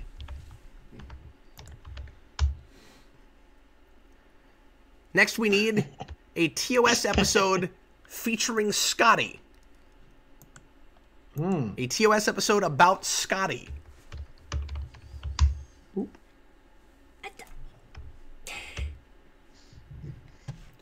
You know, actually, I think I can, at this point, put this up and not reveal more than the ones we've seen already. All right, next up, an Enterprise episode from the 3rd season.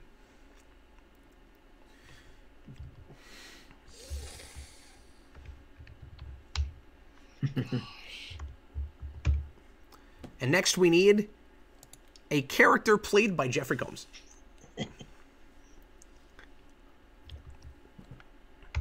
A character played by Jeffrey Combs. It's going way too fast. That's why it's called Rapid Fire Track. I know, but I don't know who Jeffrey Combs is, and I can't think of an episode from the 3rd season. Next we need a Klingon Chancellor.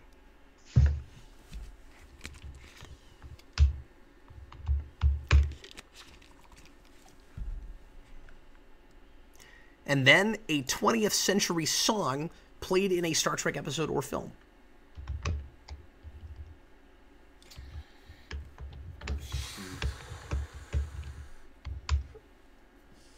I forgot what that song was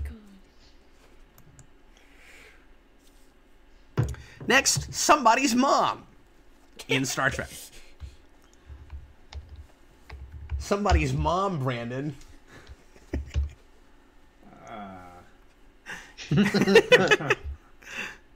Son of a gun. Somebody's mom. Just a what- minute. and Next. What is her Just, name? oh, what is her name? Oh. Come on, guys. Next, we need an episode where the main ship explodes. Is that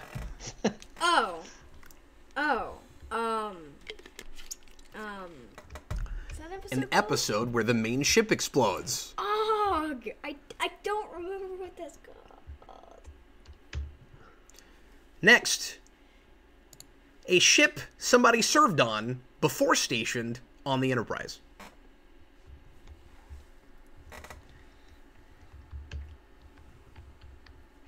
A ship somebody served on before they were on the Enterprise. Adam's doing a lot better than me, probably. You know, I think we've heard his keyboard every time we've had a question. An episode with the word "a" in the title. The article adjective "a." A or an. A or an. Not and, but an. A or an. Wait. Put in a bunch of don't knows. An episode we have watched live for Club already. Ooh.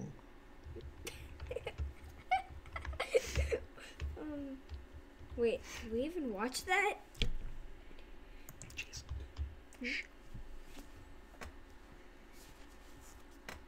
Are you cheating? I'm not cheating. Are you looking up things? No, I got a text. Oh. Do we need to stop? Do we need to pause? Do we need to No, pause the I'm game? fine. Okay. Cheating in Star Trek Club is It's stupid. A That'd be CGI... really, That's why I said that. really bad. Yeah, that'd be awful. A CGI character or creature. What was the last question? An episode we have watched live for Club already. Oh. And this question is a CGI character or creature. Oh.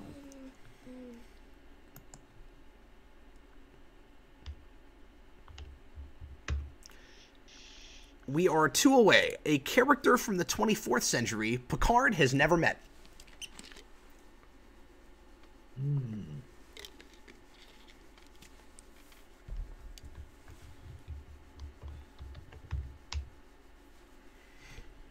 And finally, a ship that is not Federation in origin.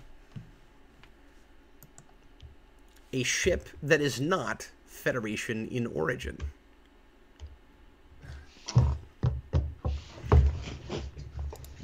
And there we go. That's it. So it'll be fun to see what everybody said and several. how well people got through this.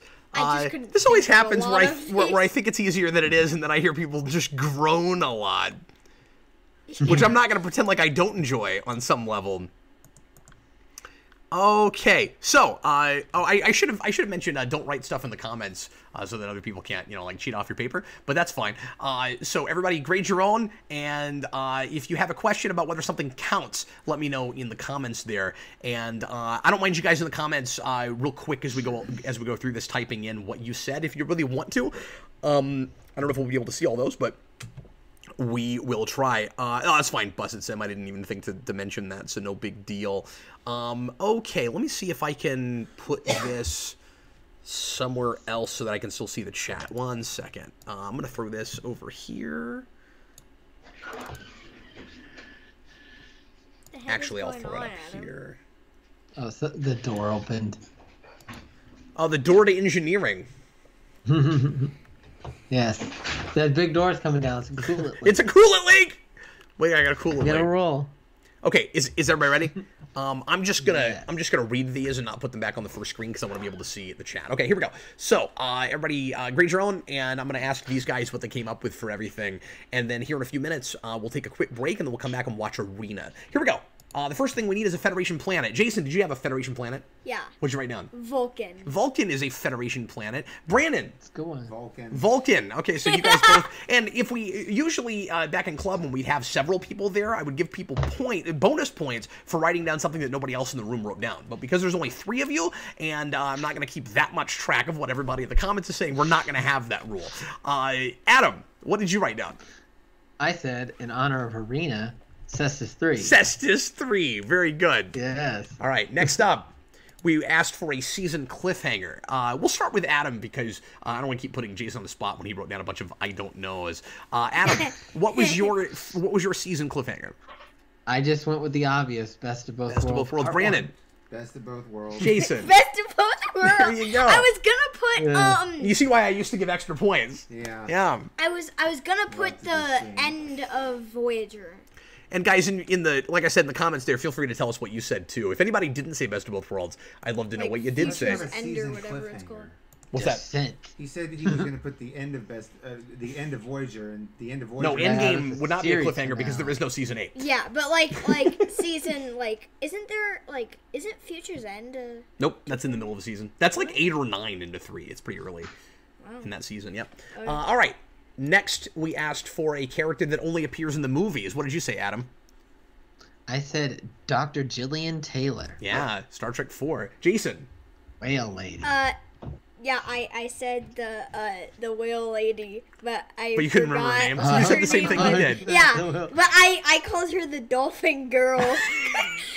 Brandon. The dolphin girl. My go-to, Dr. Tolian Soren. That's also what Busted Sim said. He also said Tolian Soren. Tolian Soren. That's Yeah. my go-to for because it's Malcolm McDowell. Like, how cool should that have been? Like, much better. H.B. Haga said Even though that's Valkyris. one of my favorite Trek movies. Your time is running out, Captain. H.B. Haga, Valkyris, cinematographic, David Marquez. Very good, you guys. Nice. I should have played too. I could have written these along with you guys, although I would have had an advantage because I wrote them.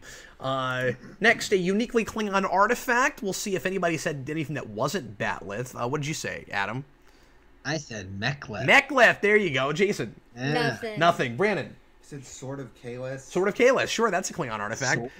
That's a unique, specific Klingon artifact. Even it is a Batleth, but it's the Funny Batleth. is I couldn't. That's a think of terrible Batleth. episode, It unfortunately. never occurred to me to put Batleth down. A character who stays dead. Adam. I said Jadzia Dash. Yeah, very good. Jason. I put Tasha Yar. Tasha Yar. Sort of stays dead. I would still count that. Yeah. Because I'm just like. Because our Tasha Yar. Because the other Tasha Yar is from another universe, and she also dies. So you could, even if you didn't count the first Tasha Yar, you could count the second one. She does die and stay dead. Brandon. Khan dies and stays dead. That's true. He sure does. Now that you say that, that's actually the easy, definitive answer, but I didn't think of that. Right? Like, that's kind of the easy answer, but I didn't think of it. Busted Sim says Scotty's nephew. Hey, No, oh my don't you God. laugh. He stayed at his post with the trainees run. Oh man. That was pretty good, Adam. Guys, some really good answers here. H.B. Haga said Jack Crusher. Very good. Oh yeah. And surprisingly, Jack Crusher never had that episode where we find out that he was alive the whole time. You gotta. And wasn't it crazy that we pretend? Yeah, that's good. Wasn't it crazy that we do an episode, a 2-parter in TNG, where we act like we're gonna do that with Moog, and then we're like, psych. Yeah. Next up, I asked for a character from the future. Interested to see where this one went. Adam. Braxton. Yeah, Captain That's Braxton. who I was trying to remember. Of the Aeon, who's played by two totally different actors. So I kept, since I didn't have a lot of time in my hands and I couldn't remember his name, I just put with crewman something. Because I forgot what his name was. Oh, Daniels. Yeah. Daniels from Enterprise, yeah. That's what I was trying to Very remember. good. It said future Like guy. crewman also. something. That would've been an Busted easy Sim said answer. future guy. Yeah, what did you Yeah. say? Nothing. Oh, you didn't have anything. No, Wow. I was trying to remember Crewman Daniels. That one stumped you. Okay.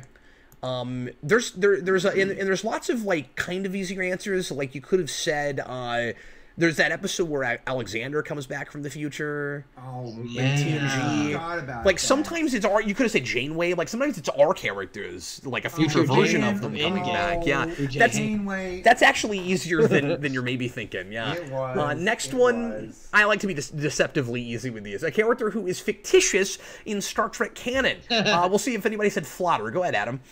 I said Adam said Flotter. Jason. he didn't got anything. Brandon. I'll take Flotter for 200. You said Captain. Flotter, yeah. Busted Sim says Dixon Hill. I guess I'd allow that, yeah, because that's not a. I mean, it's played by Picard, but it is a fictional character, so yes, absolutely. Okay, next up. This is fun, you guys. Well done. Yeah, the Traveler was from the future, right? The Traveler's not from the future. I thought it was. Nope, he can transcend dimensions and stuff, but he's from Tau Alpha C. Is that right? Yes. A I'm pretty sure. TOS episode heavily featuring Scotty. We'll see if I stumped folks with this one. Go ahead, Adam. Wolf in the Fold. Wolf in the Fold would have been my answer. Yeah, Jason. Nothing. Or Lights of Satar. Brandon, did you get one? I froze and I put The Trouble with Tribbles, but I don't think that's like a Scotty heavy episode. Kind of everybody gets a moment in Everybody that. fits right. Yeah. You know, it's Yeah. kind of an ensemble. He gets a moment. Yeah, I hate that I can't count that, but I think I would probably dock Right. you for that. Yeah. HB Haga says It's more Lights of a of high Zatar. concept thing Yeah, where Lights of nobody Zatar is has another to- one. Absolutely. Can I get a half point? You know, No, we don't do something like half points here, man. Yeah, I know. No half measures, Brandon. An Enterprise episode from the third season. That's good. I like Go ahead, I Adam. liked it. Well, I couldn't believe that Jason couldn't remember this because he just said it. Similitude. Similitude. Yeah, of Wait, course. that's not third season. Yes, it is. Absolutely, I that's mean, third that's season. third season. Yep, it sure is. Did Oh, you I- come up with it? Uh, I thought that was fourth season. Yeah, I didn't come up with anything. No, fourth season's all about being an actual TOS prequel. They weren't going to screw around with stuff like Sim at that point. Brandon, Sam. Don't even- I didn't get this. you didn't get. You could have said Carpenter Street. That's another thing that you could have said. That's my threat, remember? Busted Sim Azadi Prime. Yes, that's his threat. And you still can't do it today because we did get a super chat earlier. That Zindi episode that where Archer's crazy. I love how I say third season. You just go that Zindi episode. Busted Sim with that Scotty question said, I guess Who Mourns for Adonis could count. I'd give you Who Mourns for Adonis. Yeah. I'd give you that. I'd give you that over Trouble with Tribbles probably.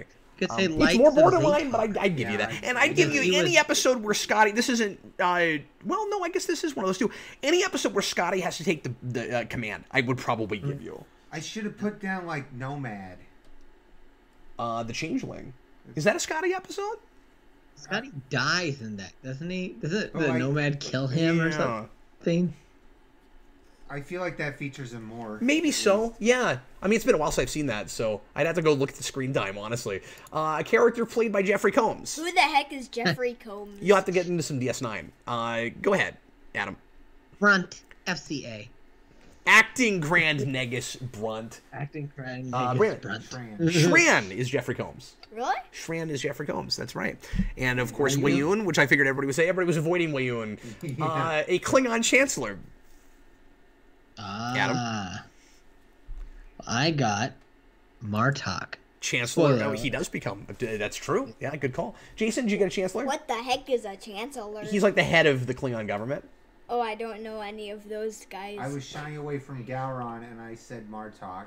Oh, wow. Did you really? I did. It's Yeah. amazing. Yeah. Nobody I thought you said Somebody Kimpek. said Gorkon. Or Gorkon. Oh, yeah. yeah. Gorkon or Gorkon. Kimpeg. Chancellor Gorkon. Or That's right. Azet Boor. Yeah, Razit Burr. Which made no sense. But yeah. A 20th century song played in a Star Trek episode or film. Adam. The best is yet to come. Yeah. There you go. At the end of the first movie, when or I think it's The first movie. Is it the first Motion movie? picture?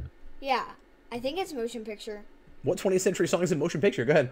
I don't remember which one at the end. What's the song? I don't remember what it was called, but I remember that you said that BVS ruined it. So BVS ruined a thing. I'm not sure. Because Scotty plays it. Oh, that would not be a 20th century song, though. Really? Yeah. Wait, so that's like 18th century. You're talking about Amazing Grace. That was probably written in the 1900s, right? Yeah. Oh, that's the end of Star Trek 2. Yeah, that's Star Trek 2. But that's 19th century, right? Yeah. Well, no. 19th century. Did I say 1900s? I meant to say 1800s. I mean, that's probably 19th century, but that might have been turn of that century. I'm not sure. I think it dates back to the 1800s to the 19th century. Yeah. Okay, Brandon, what did you say? I didn't Or have longer. one, but I kept trying. I wish I knew the song that the guy was playing on the bus in Star Trek 4. I wish I knew the name of that. That's not a real That's song. not a real Oh, song. it's not? They made that up for the movie. Oh, there you go. Busted Sim, we always, yeah, that's true. Busted, we always mean like incidental in the canon. I don't mean in the soundtrack. Okay, so somebody's mom, Adam. Somebody's mom. Keiko. What's that? Keiko. Keiko is somebody's mom, Jason. Laxana Troy. Laxana Troy is somebody's mom. Man, that Brandon. was easy. Kalar? Kalar Yeah. is Kalar. somebody's mom. That's true. Kalar. I Look would. at this day, Alexander. Okay, I'd love to know what other people said for somebody's mom. An episode where the main ship explodes. Adam. I did cause and effect because it happens like 20 times. 20 in times. that, That's so- right. Cinematographic. Beverly Crusher is somebody's mom. That's true. I my put cause God. and effect. Cause and effect. Well done. Good job. The Year of Hell. Year of Hell. Does the Really? ship explode in the Times Year of Hell? Oh, yes, Yeah, of course. at the very end. Yeah, you say at the Yes, end. he goes, You have to That's, smash into the Time thing to up. get That's how we to the reset murder. everything. Because That's time right. was up. Get it? are you done? A ship somebody served on before they served on the Enterprise. Interesting to see what people say here. Adam. I said USS Victory because that was the ship that Geordi served on. Wow. Building a model of the HMS Victory in Elementary Dear Data, I believe. I at the was beginning waiting of that for episode. that deep of a pull from you, and you did not disappoint, sir. Well done. Jason. So I forgot what it was called, but the one that Riker served on Well, before which- the Enterprise. which Hood? the Pegasus or one- Hood? Yeah, the Pegasus? Pegasus. Pegasus. Yep, that would have been good. Brandon. I said Pegasus. The Pegasus, yeah. Busta Sim says the Potemkin. Cinematographic says the Hood. Mr. Roboto says the Stargazer. That was another one Yeah, about it. good answers, guys. Okay, we are real close to the end here. An episode with the word A or An in the title. Adam, A matter of perspective. a matter of time. A matter of honor. Jason. A matter. Is no, it that's a all that matter matters. of time, like an actual episode? That's the one you Burlinghoff really like. Rasmussen. Yeah, that's what I put. You put Burlinghoff Yeah. Rasmussen. Well done. All right. One that I think nobody else gives as much credit as I do. A fistful of A Betas. fistful of A datas. fistful Yeah, of Yeah. data. that one's fun. I do like that. Busted one. Sim, a time to stand. But we're sitting. That's a DS9 episode. Well, this is just not one of those. This is not a That's one time. of the arc. That's one of the early 6 arc episodes, I believe. 308, an episode we have watched live for Club already. Adam. Dr. Bashir, I presume.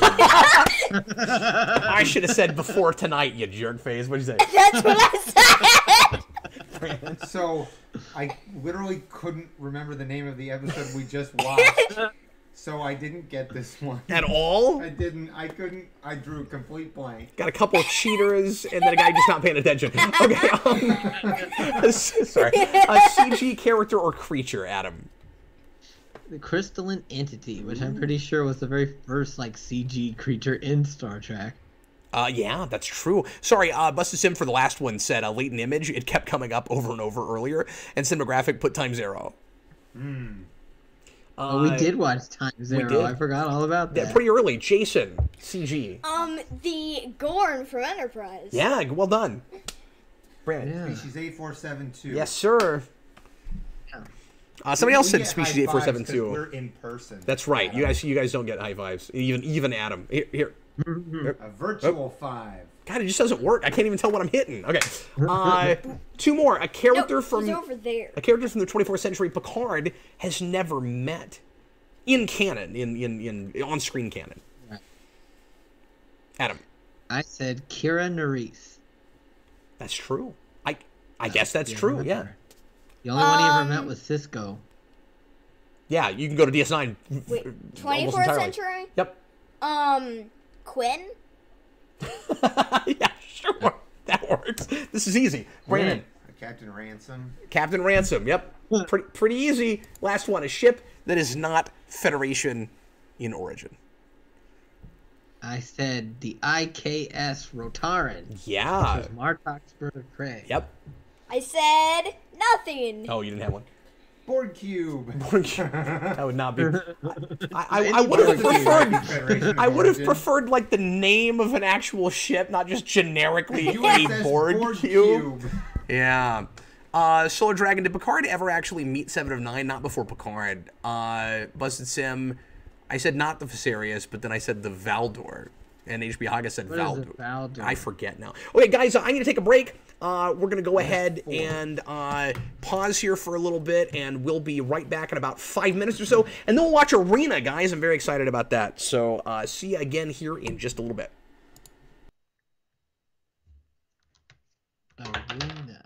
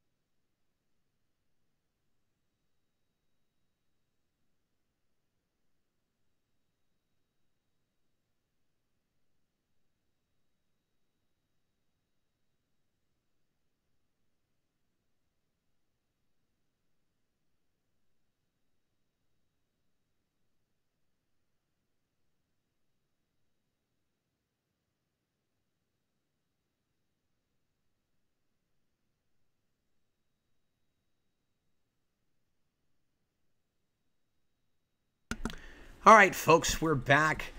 Jason will be back down here in just a minute.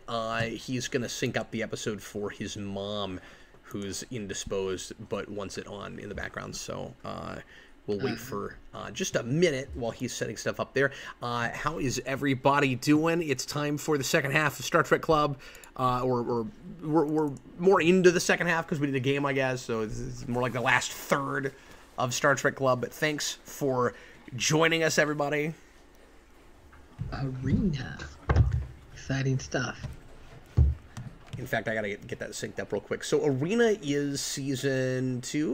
1. Is it season 1? 1. Boy, I'm really bad at that with TOS. Oh my god. Looks like it's episode 19. Thanks, man. So everybody get to episode 19 of season 1 of TOS. That's Star Trek. Simply Star Trek. No bloody TNG. No bloody Deep Space Nine. Or you could call it TOS. You know what? Hunter of I TOS. have this weird hang up with that. I hate it when people call it TOS. I've never heard anybody call it TOS before. You told me people do that. Man, especially in the know that was a 90s, thing. there were some anal retentive Star Trek fans who were obsessed with it being called TOS and would get annoyed if anybody called it TOS. I had this friend Really? that I walked home from school with all the time who knew Trek as well as I did, and she was constantly like, "No, it's called you say TOS," and I'm like, "No, I don't. I'm not going to do that." Brandon, that was hilarious. Brandon was like TOS and Hunter of TOS. Yes. Busted Sim, you didn't miss really anything. We took a break, and you might have missed the game. I don't know if you saw Rapid Fire Trek or not. I think you were in here for that. But Not the episode, the game. yeah, no, you were. You didn't miss anything. You did the same thing we did. You just went off and did your laundry. That That's what episode all of comes us up did an our awful laundry. lot in this We all did club, our laundry. you know? I did my mental on. I'm sorry, what was that, Adam? So that episode comes up an awful lot in this club. The game. The game? Yeah, a lot. We need to hurry up and get that out of our system is what needs to happen. Amount of times. Get it out of our system. It's Jason's fault primarily. Let's go ahead and get started now.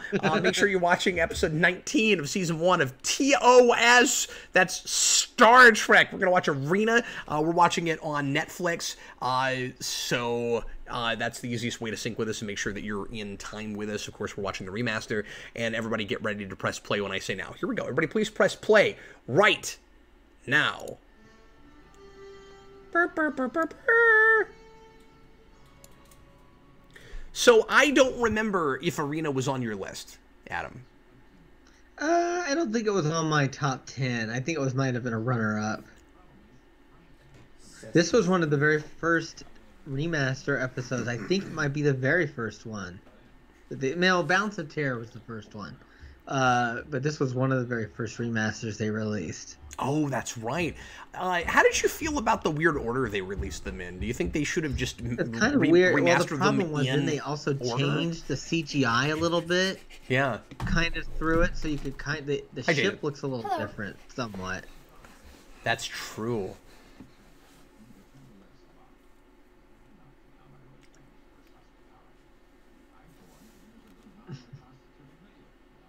Yeah, when they went back to the cage and stuff, did they make the alterations that were different on the ship back then?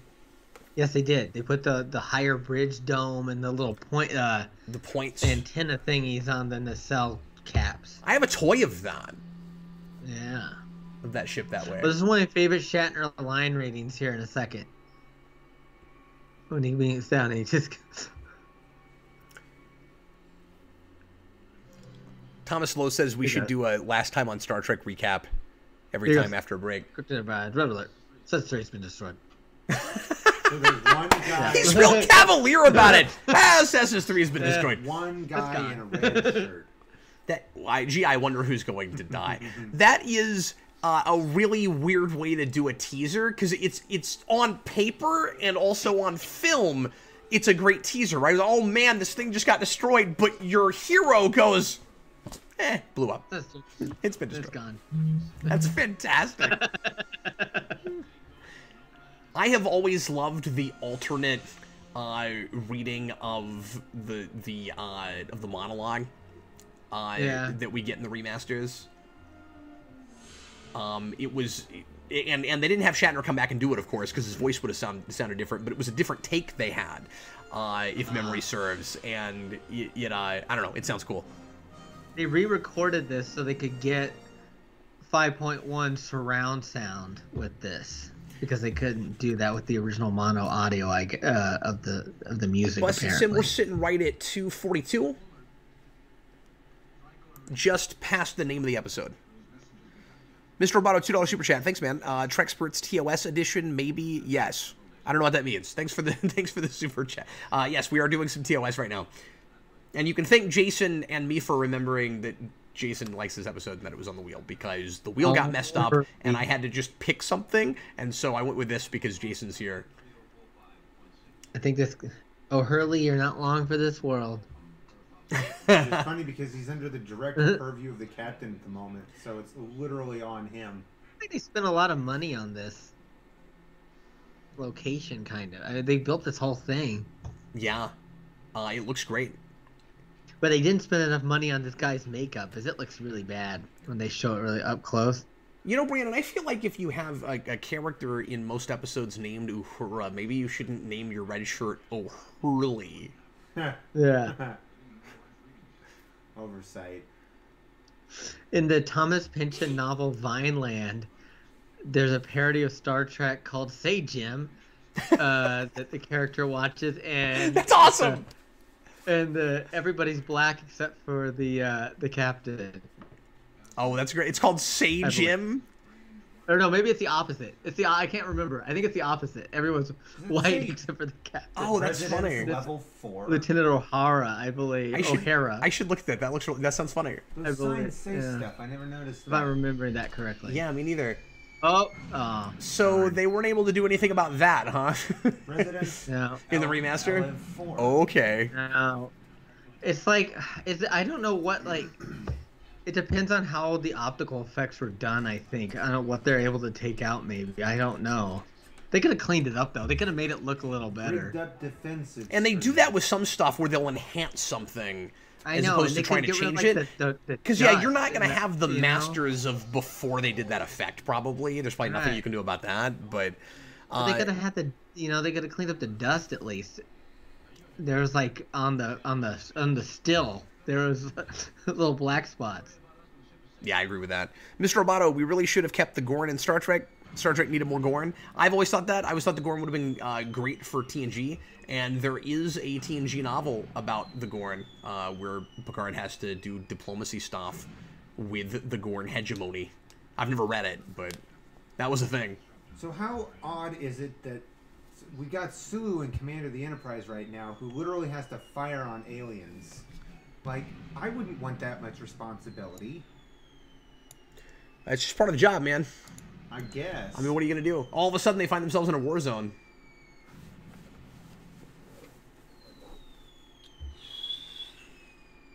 Yeah, what was this place, I wonder? Like, it looks like it might have been like an arena or something, which sounds funny because I know that's the name of the episode. Yeah.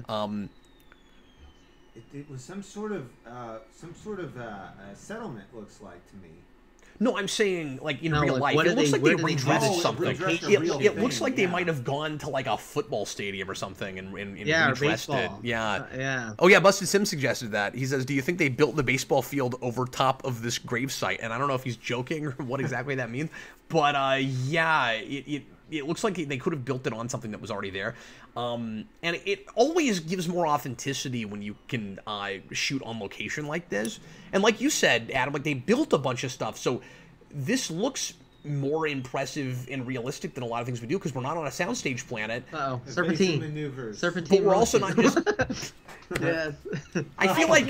And I feel like that is the moment that Galaxy Quest is making fun of when it says, does the rolling help? I could do that stunt. Okay? You should do it right now. You should do it right now. I can't. Oh, okay. All right. Turn 5. Maybe later. Oh, Jason.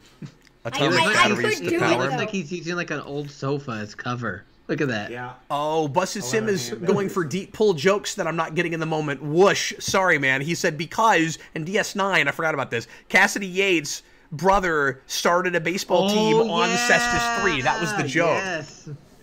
Oh, wow. How far is Cesta Street? Mr. Roboto says Captain Rolling does help. Well, that's good to know. If I ever find myself in this specific situation, I'll make sure to drop down to my elbows. Oh, man. I can do that too. The jump and roll. See, we didn't get enough of that kind of stuff in Star Trek. Like, that was a legitimately cool stunt. Like, nobody's laughing at that. That just looks good. And then he opened the communicator as he fell. He's like, "Now get this straight." That's He awesome. like continued his conversation. That was great. Yeah, because nothing phases Captain Kirk. He just beamed down and went, "Yeah, yep," it blew up. And then he jumps. He's being almost blown up himself, and he just goes, "All right, so let's take care of this problem." Sulu just said he's warping out of orbit. Yeah, that's what they told him to do. That's a problem, though. Just based on later stuff that we know that you're not supposed to warp when you're in orbit, or even in a solar system, apparently. Oh, I see what you mean. Well, they that whole solar system thing was like retconned, but by the time Next Generation has Generation anything and to do stuff. with like gravitational masses. Just moving that fast, prospectively, could alter gravitational forces in a solar system. Oh, John Huffer, that's unfortunate. He says, my nephew is 9 into Star Wars, so I tried getting him into Trek, showed him Trouble with Tribbles. It didn't go over. I also considered Arena. Keep trying. Maybe go with some of the more actiony stuff from later shows. Like he might prefer 24th Century. He might dig DS9. Yeah. Or some of the Borgie Voyager stuff. But that's too much stuff going on in that one. Maybe for. I think so too. Yeah, it's hard to say where to have like a 9-year-old kid jump into DS9 of all things. I don't know. Maybe he'd like Voyager. It seems like a lot of like Star Wars people who have a hard time getting into Trek see Voyager as an easy gateway drug. I don't know why that is. But... Yeah. Look at that looks like a big. It looks like a mortar of paintball. It is. I thought it looked like Easter eggs. Futuristic shell. The Easter egg mortar.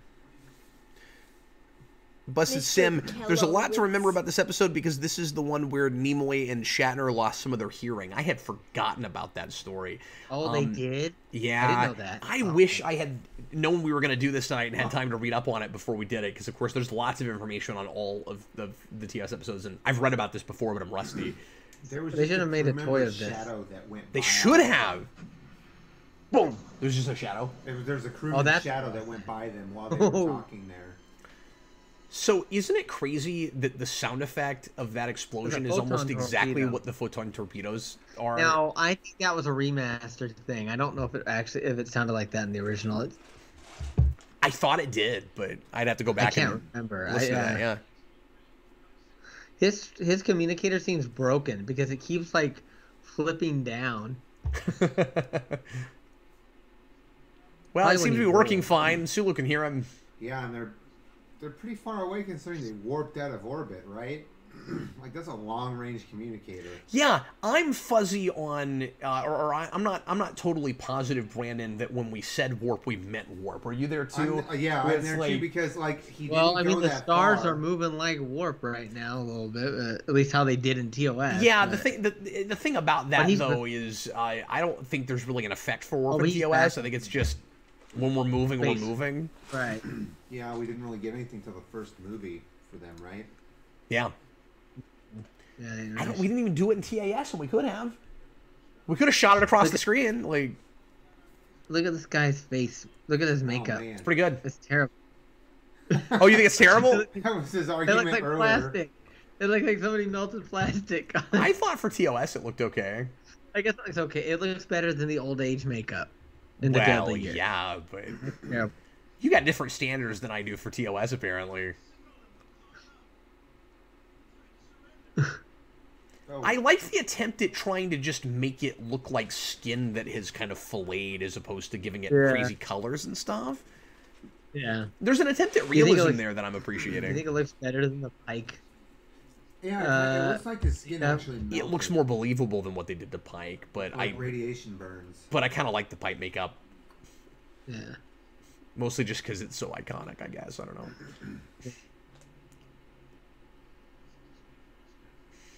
I think he probably wouldn't be flailing around as much if he was on more comfortable pillows. But TOS has like the least comfortable looking pillow. Well, TNG has worse ones. I know TNG's got some weird stuff too. I don't know. this guy is quote unquote writhing in pain, but he's really moving all around, like just like back and forth. back Yeah, and forth. strap him down. This is 3.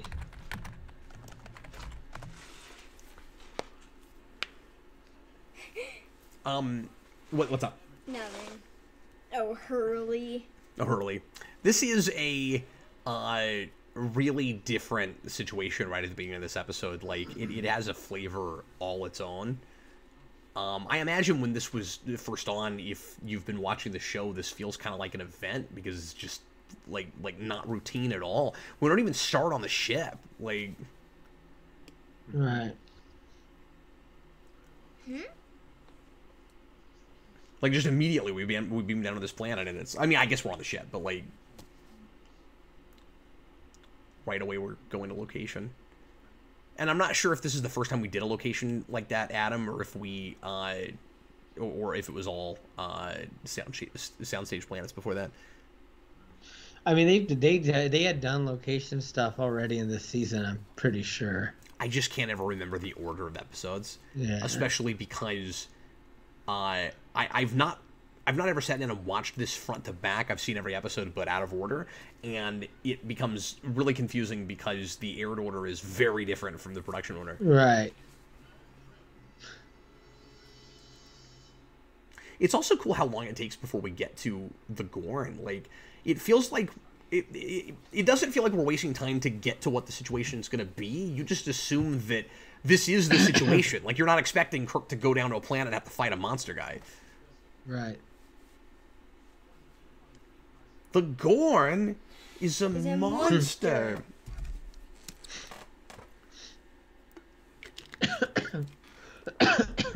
All scanners lock onto computer banks. He's basically telling the computer to record the Record scanners. everything. Shouldn't it already be recording Yeah, everything? I would figure it was, and we know that it does because of court martial.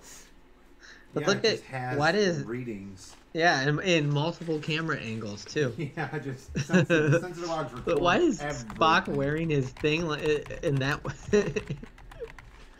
He's wearing Uhura's earpiece. I know, but he's pointed the different direction usually than He's normal. got a pointy ear. What can you say? It doesn't fit I the guess. same way. Yeah, I mean, it looks like we're moving faster there. I can't tell if we were actually supposed to be at warp earlier or not. So he said warp factor 7, and they looked at him like he's crazy. He might be crazy. That explains it. I guess it's dangerous, Brandon. Yeah. At this time, and I like that because if you go with that logic in this episode, warp 9.98 whatever in TNG, like makes a lot of sense that in 80 years we got to that point. But there are some other TOS episodes where we have like warp 14 and 15. So Yeah, this said is that they, working like, on redid the warp what scale feels or like that whatever. scale. There's one. But there are other episode episodes that where Yeah, it do was not don't do feel that. like Yeah. Right. We're not there were always some consistent about episodes it. in here that was like warp 9.5 or something, but it was also like warp 11.6 or something. Yeah. Well, They redid to make like a top, a 10 the speed limit or whatever. and I don't know if that means that like 7 is the limit here, or if just like we can go to 9, but if we sustain anything past 6 or past 7, it's still dangerous. Like that doesn't saying sustained warp 7 is dangerous doesn't necessarily mean that you can't go to 9. He's basically talking that he's the policeman of this area. Yes. And that he wants to kill. He's basically like old school cowboy posse. You know, we're gonna get this guy. We're treating this like the Western it was supposed to be. Yeah, really. Yeah. We really are. Where he's acting like he's the world police or something, like the Well, Federation is. He's the sheriff in town. Yeah. Oh yeah, and then he went to 8. I forgot about that. Boy, 8. I have not seen this in a long time. And you'd think Arena would be one of those episodes I know like the back of my hand, and I don't. Like, I like this one a lot, but I haven't watched it in probably 10 years.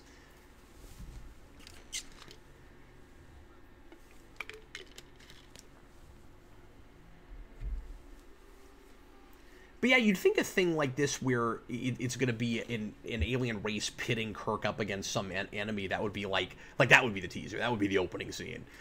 Right. Like the Metrone shows up and it's not that. I mean, Adam, do you agree with me that this is all when you don't know what's going to happen? Like this is all thrilling enough, or do you think we should have gotten to the point faster? Kirk going after them, and then he has to face off one by one. Yeah, I like how we build tension and anticipation. Like we don't know what they look like, and if you've seen other episodes, you're not really expecting, something as alien looking as what we get necessarily. Although in TOS we had more like non-humanoid races and weird looking races than we did in some other shows, because we weren't afraid of like puppetry and sometimes even animated stuff on a screen and hands in space. We weren't afraid of hands in space. Those computer screens in front of Uhura look really good, projected big on this. Yeah. But I mean, the graphics back then were, of course, really super simple and looked like they were kind of on a Atari 2600. True, but it's got a nice color to it as well. Some of those blocks look like Lego bricks. I always wonder, okay, so this show was on when the movie 2001: A Space Odyssey came out, and I'm wondering, did it start to feel dated to people when it was as far as the aesthetic when it was on? Because that was like a whole new look that everybody copied when that film came out. You know what? I've never had that thought. 70s, that is a terrific point. I've never thought of that. Yeah, what's really weird is... This is very 60s, and that's very... Yeah. In the 60s, they go to, 22 something. And in the 70s, they go to just 2001. Well, that's because that's based on a book. But still. And it's also different people making it. It was supposed to be in the near future. Yeah, I mean, more near future, where it's and also keep in mind that 2001 is, not like Star Trek where you're not super far away from your own solar system and stuff. No, they were extrapolating from what the space agency was doing at the time a lot too. Yeah, I haven't seen that since I was a kid, but I don't think we get that far away from Earth in 2001. No, they get to Jupiter. That's where is that okay? The mission happens. Well, at the end, the whole crazy thing. But I need to finally sit down and actually watch that, because I haven't since I was probably 12 or 13.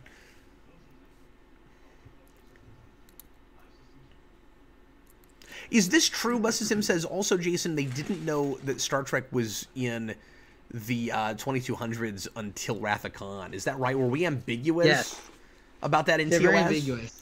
They say, 200 years or so in the future, which could be the 2100s technically. Yeah. But they're very a couple hundred years, few hundred years.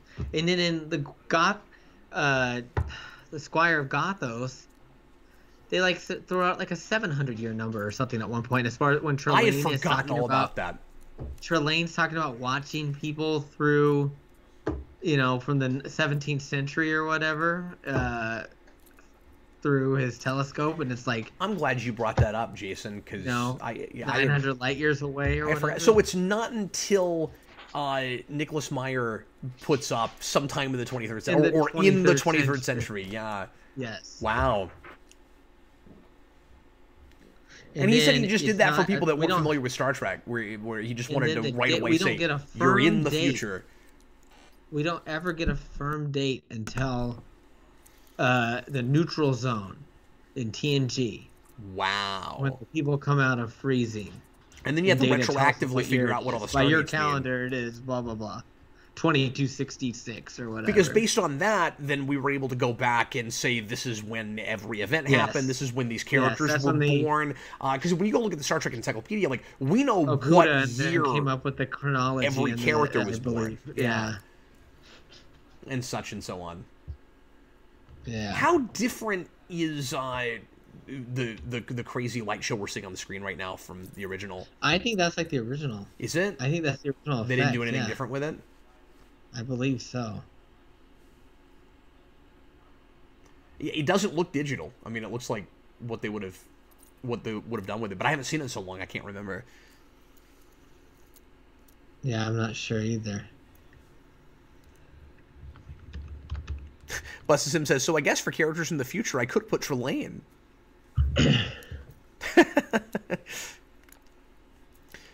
Stephen Murphy, the Gorn, is played by Ted Cassidy. He was in the Corbomite Maneuver and What a Little Girl's Made Of, but famously played Lurch in the Addams Family and did the narration for the Bill Bixby Hulk. Yep, that's right. Hulk, excuse me. Yeah, that's right. And was he also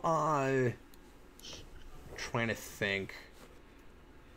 Was he Mr. Home, or was that the other guy who played Lurch in the 90s? Which one? The guy who played the Gorn, Ted Cassidy. The guy that played Lurch was the guy that was the What a Little Girl's Made Of. Yeah, but he's saying that was also the Think of Gorn. his name. Yeah. You Mr. Hura. Oh, I know. No, I know. You're talking about Rock, right? Yes, Rock. That's great. Right before Yeah. commercial break, whereas now we see it in all And of of course, its, that was the blinky eyes that they added to. That was one which thing that. is somewhat divisive, I guess. I think it's a great idea. I love that they did that. I think it's good. It makes it less What can you say, Jason? a little subtle thing. When he disappeared, Uhura just went, ah!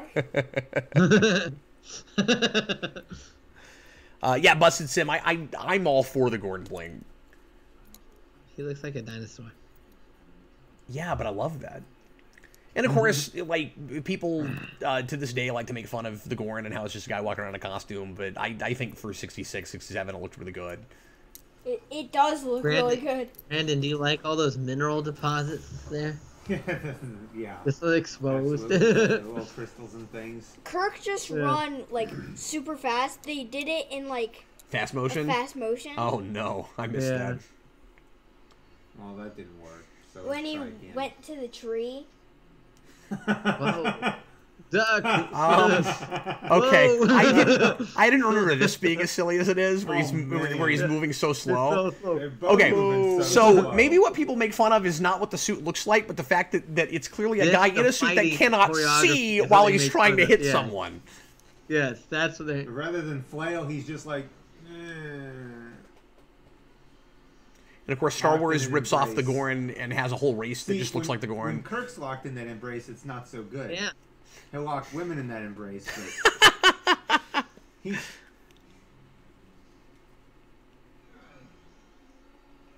Oh. He's like, no. I poked him in the eyes. I would Three argue Stooges style. that we don't do the blink enough. It's like if you're gonna have it in there, he should be blinking every so often, and there's a lot of shots where he Yeah. just doesn't. Exhibit A in the murder trial. Shatner is trying really hard to make me believe that is heavy, but then And it he bounces throws off it. of him, He and it's Throws it not so heavy. far. Well, it's a Starfleet training, Brandon. Yeah, but it's so Well, he heavy does to a pick big up, old and then he boulder just later, I chucks it. believe. Yeah, see, he was trained to be able to throw something that heavy that far. That's why he was able to do that. Oh boy. wonder what Busted that Sim, thing is. didn't they The explain in the Gorn- episode that the Gorn moves slowly, or did I just make that up? I don't remember. I don't feel like. But they even do. if they do, he also has bad hand-eye coordination. Like, even if he has I to know, move he's slow, like- he's like, I don't even have a sense of reach. Yeah, but even Shatner was going slow. But the not as thing. slow as he was. But very Right. slow considering still. It's enough that I can call it. Yeah, but it's not just that it's slow, it's that he looks like a guy who can't see out of the thing he's wearing. Of course. Because he's just flailing around, and Kirk's Yeah. not flailing around, he's just moving slower than normal.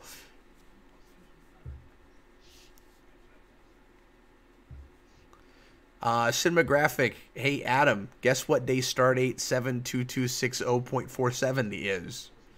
What date? I guess we'll have to sit around and wait for him to respond I don't and find know. out. Stephen Murphy throwing a rock at him. The killer croc method of attack. That's right. I threw a rock at him. Yeah. Well, you say that, but remember in that episode it was actually Batman pretending to be Killer Croc. So I don't know if Killer Croc actually throws rocks or if that's just Batman thinking that Killer Croc does that. David 22, Scott Bakula is no Kirk Point Lost Enterprise. Well, that is true. It was a big rock. Cinematographic, I'm waiting with bated breath. What date is that stardate? Yeah. Bated breath.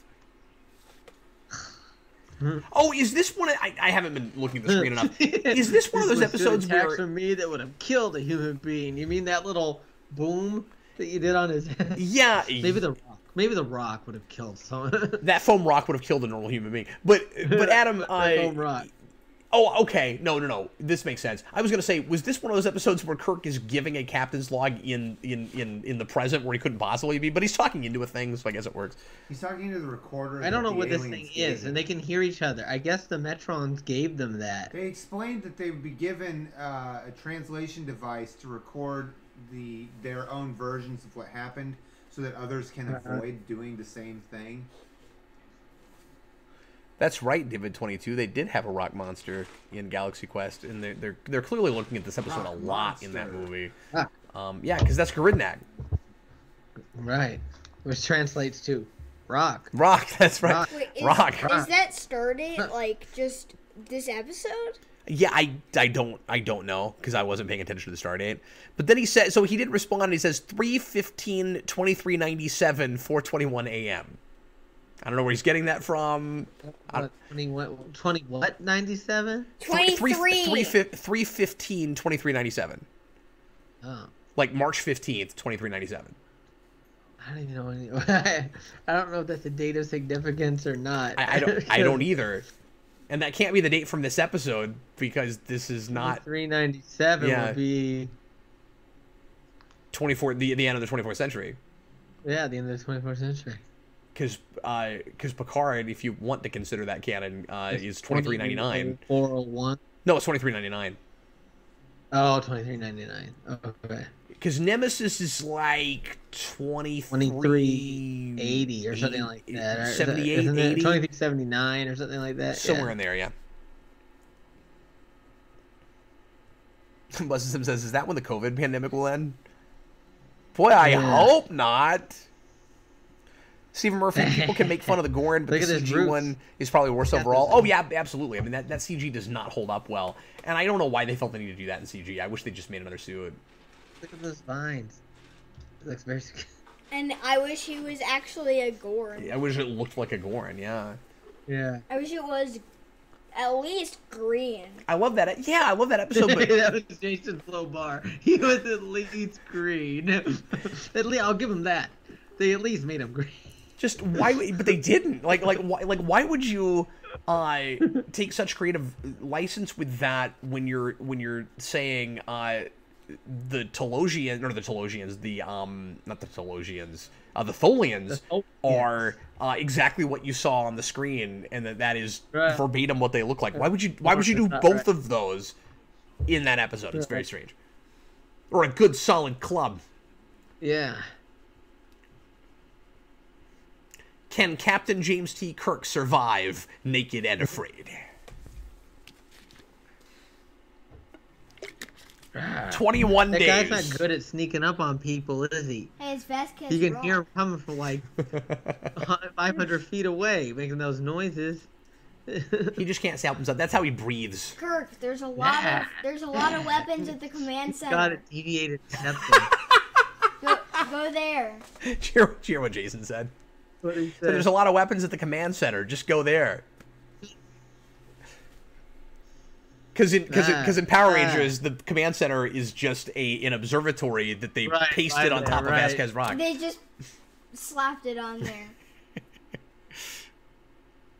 Stephen Murphy's saying the same thing. Kirk should try to get to the command center.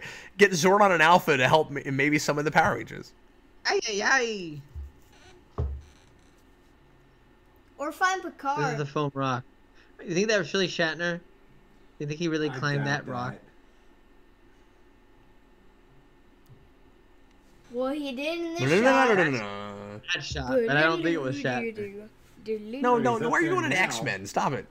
I thought that was what you were doing. No, I was doing the music that's in the scene. This Gorn is just clueless. A working title for this episode was Clueless Gorn. Just clueless. Stephen Murphy, make the Gorn grow.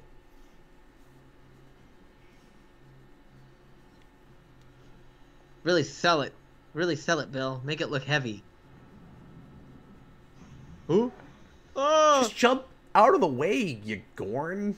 You friggin' Look at all Gorn. that smoke. Look at all the dust that got kicked out. Oh. Wow, why did that rock produce so much dry ice? I know.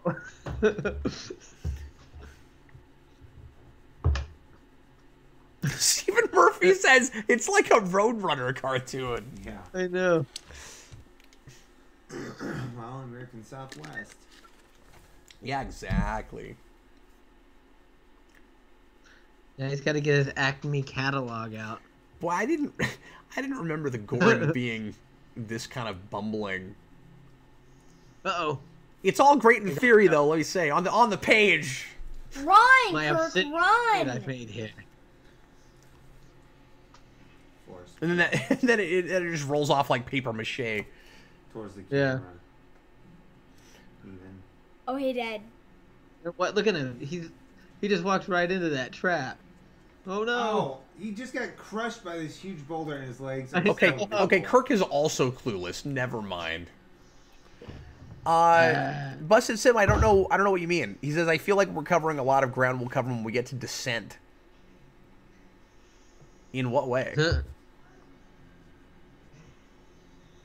Oh man, this is not working. Rocks too, didn't they? Like, I'm not... Oh, do you mean because we went to Vasquez Rock and that too? I guess. Did we do that? Wasn't it also... I think they did. like I think a that's couple why other things, too. I think that's where... in that series? I'm just not buying Kirk being crushed by that rock because of how easy the Gorn just threw it away. But the Gorn did prove to be stronger, though. We're talking a lot about foam rocks in this episode, but it is impossible to watch Arena and not talk about foam rocks. Foam rocks, Brandon. Foam rocks. Oh, Whoa! Why is that shot so funny? Hey, Dad. What's up? In a Q episode, Q says, "Think, Picard, think." in one part. Does he also tell Picard to make like a tree and get out of here? He might do that. Picard, He actually does that. I gotta have time to retype it. I need to put it on my own pad. Picard. McFly! Read You my are- facts. Read my facts. That's what Ned Shave would say. Read my facts. Read my facts. Do you really think that I should turn in my captain's log in your voice? Yeah, Picard. Chicken?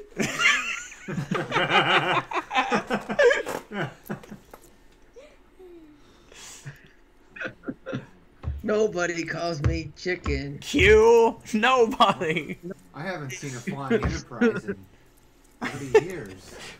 A flying Enterprise. Hey, Picard, your boots untied. 30. Picard, your boots unbelt. Wow. I think that's in the Borg episode. I think that's in the first appearance of Borg. Or how about Picard in is that Q who? Or how about Picard in Darmok? Your jacket is now dry. His jacket does look like Marty's jacket. I really didn't expect the Arena commentary would just be us quoting Back to the Future and putting Kirk and Picard in it. I like the lighting in this episode a lot. Spock's like, what are you talking about? Did you see his look? No, what are you saying? Bones goes, we appeal to you in the name of civilization, and Spock just looks over him like, heck? What a stupid thing to say to a Metrone. This is the Metrones, right? Am I right about that? The Metrons, and then they look like little Greek men, togas. HB Hagen! We are the Metrons. Yes, we heard you the first time. Yeah, it's spelled Metron, but sometimes it's pronounced Metrone. It's weird. No, Divid22. Q is not in TOS unless you're one of those people that wants to say that Trillane was a Q. Except he had a machine. Yeah, it doesn't make any sense, but What are those it's clearly the being same David? concept. Like, I think people are right when they say, oh, look, Roddenberry just did Trillane again. Like, that's true, but to say because of that they're the same species, and there's a book that does it, and it doesn't work. Yeah, I don't know. Yeah, in that Q-who? Q comic, Like you can- Trillane is a Q. Oh, really? Yeah. They did it there, too? Yeah. The Tiptons did it? Or did the Tiptons write that? I don't remember. I don't know. Okay. But, You're talking about the Q conflict? IDW? yeah. Weird. Weird. Because I didn't like what I read of that, so I didn't finish it. Was that Q squared, right? That Peter David book. That was the one that. Q Squared did it, yeah. Yeah.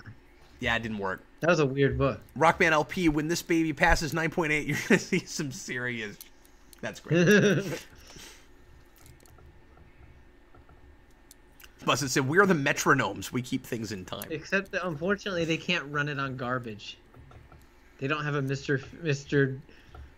Antimatter. Mr. Mr. Antimatter. I need fuel.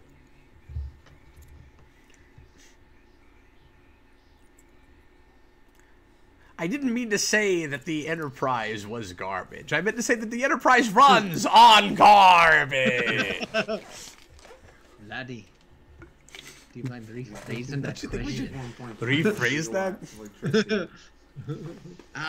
It's garbage.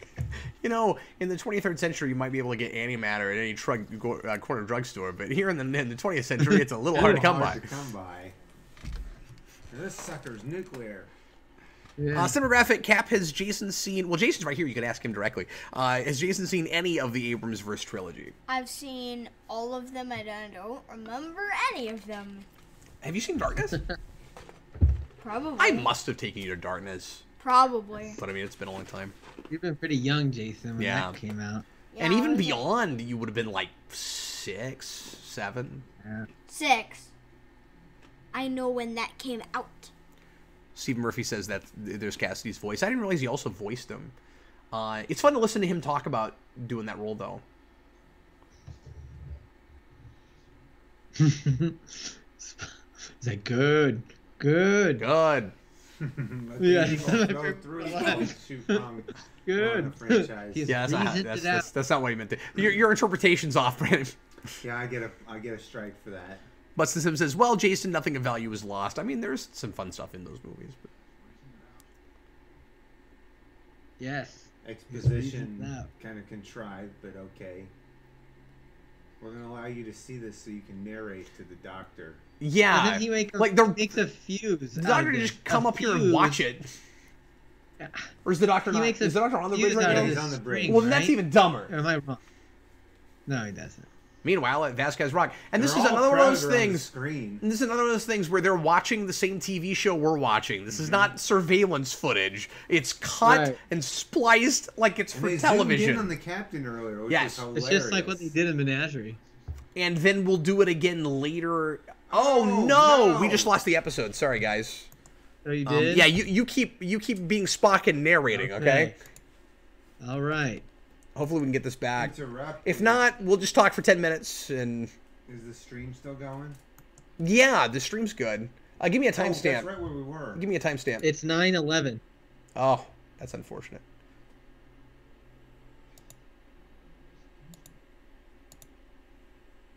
Oh no. Oh no. No, no, Diamonds, no, the hardest known substance. We're going to be a little bit Maybe- behind from you probably, but I'm looking at 9:04 right now. Is that close? Yeah, it's 8. I got 850. 8. Yeah. Oh, you're at 8:50. Okay, I'll jump ahead a little Yeah. bit farther. Like just hit the 10-second thing and you'll be close. Yeah. Doesn't matter. We got 8.5 minutes. We're good. Yeah. Sulfur. Oh, that's great. Buster Sim Sulfur. says, turns out the Metrons are Desilu editors. That's fantastic. Okay, so I'm going to say something I didn't expect to say, having not seen this episode in a long time. I think the first half of this is actually better than the second half. Yeah. Is that a crazy talk thing to say? Yeah. No. Yeah. I just think that, like again, on paper, I like the idea of what we're having to do with Kirk and the Goran and having to They were build constrained by rudimentary weapons the and technology everything. they had, their budget, This, you know. just doing whatever primitive thing he has to survive, and then of course the payoff's gonna be wonderful at the end, where he takes the high road and does the altruistic civilized thing, but Right. it's a little slow and it's a little dragged Right. out to the point where I think they're it's almost comical that we're watching people watching this. right. I think that the problem is that they're kind of constrained by that, the suit. Once they made it really limited them on what they could do with this Gorn. Yeah, because the Goran's not... We don't get to see him do enough cool stuff in trying to, Right. build weapons and things. Busted Sim, but let's be honest, this is quintessential original Shrek. It's emblematic of the entire series, Yeah. absolutely, but especially, from an idea There's an access road. and attitude There's an standpoint. access road. Standing on an access road. Look at that, clearly. That's a really good point. Isn't this supposed to be an uninhabited planet? He's standing on a thing Keep that track human of- beings had to have made. That's awesome. I never thought of that. Just my hot take on It's today's so- episode. That's so funny. I like how there's just diamonds and sulfur and everything just laying He around. said it was like a not archaeologist, a mineralogist's dream. Busted Sin, that's also a really good point. What he meant when he said quintessential original Shrek is the highs and the lows. Yeah. It's quintessential in the ways it works. It's working in the ways it's not. That's exactly right. The daylight in this episode has shifted back and forth at least 3 or 4 times. We can tell how many days they shot over. Because now we're late afternoon here. I was going to say, it looks like we're right after lunch right now, and earlier it was about 3, 4 in the afternoon. Look, it blew a Boom. hole in the back end. Is that when he lost Oh, his I hearing? forgot about the blood. That's awesome.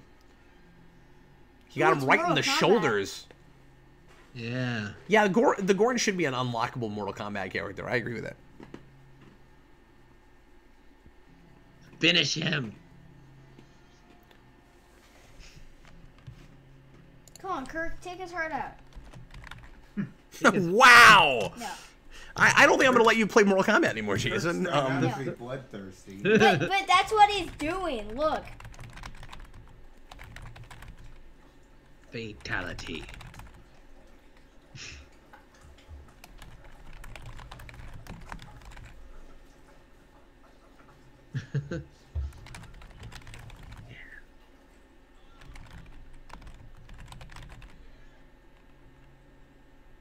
I am Kurok.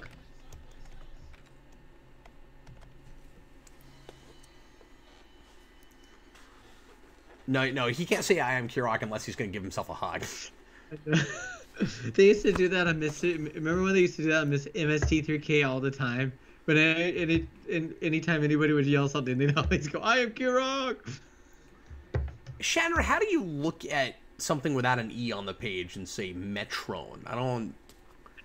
But this is also the guy who pronounces it Nazi, so... Nazi German. Nazi Germany. We have added a light effect on the Metron, I think. Yeah, I think there was more of a light effect here. I mean, I think it had a filter on it, but I think it might be more pronounced. I think. Busted Sim. No, I won't kill him. Just mortally wound him and leave him for dead. Leave him for dead? Let the buzzards kill him. And then the birds will get after And then him. Mr. Sinister will So find him. is that how is what happens to Kirk in Generations him paying for what he did to the Gorn, where he gets buried Yes, above they just left him ground there for under the bird. rocks? Is that what happens there? Yellow Rock. Yeah. No cinematographic. I've never seen Moonrise Kingdom. I don't know what that is. But he didn't put his little pin there. He didn't put a pin in it. He didn't put his. Yeah, so you Is put a this a pin woman on a or rock so that people can tell where Kirk's buried. Is this a woman Then it's playing the gonna rain. Metron? Now that you Kinda like say with that, the I can't. Tholian? I actually can't tell. Not the Tholians. And like dubbed Yeah. over. The Telosians. Now you got me confused. We did that we did do that with the Telosians. And it was a really cool juxtaposition where you had where they were played by women but voiced by men. I think. Am I right about that? They did it with yeah, and then Pike in the Menagerie too. It created a really cool effect. That felt very alien. So they lost a man down on the planet, and nobody cares. Nobody cares. Did you see the guy with the Pike haircut? That was Yes. that was manning in the With the front. flat top up front. Yeah. Yeah. And They said he his had name earlier. eyes. What was his name? Oh, he said his name. Because he called Sulu and then he called the other guy. Blessed Sim says, "You say sabotage, I say sabotage." They're on the other side of the galaxy. That means they're in the Delta Quadrant. You say sabotage, I say it correctly. Hence the word Sabotage. sabotage. Stephen Murphy says the woman died in 2015. Wow, you got all this obscure trivia. And I'm wondering if you just know all this stuff, or if you're just googling it as we go. This is the whole episode. I'm gonna find the little.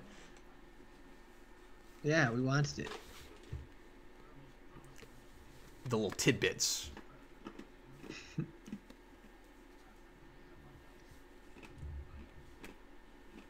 I don't frequently have doubts. I don't believe in the no-win scenario.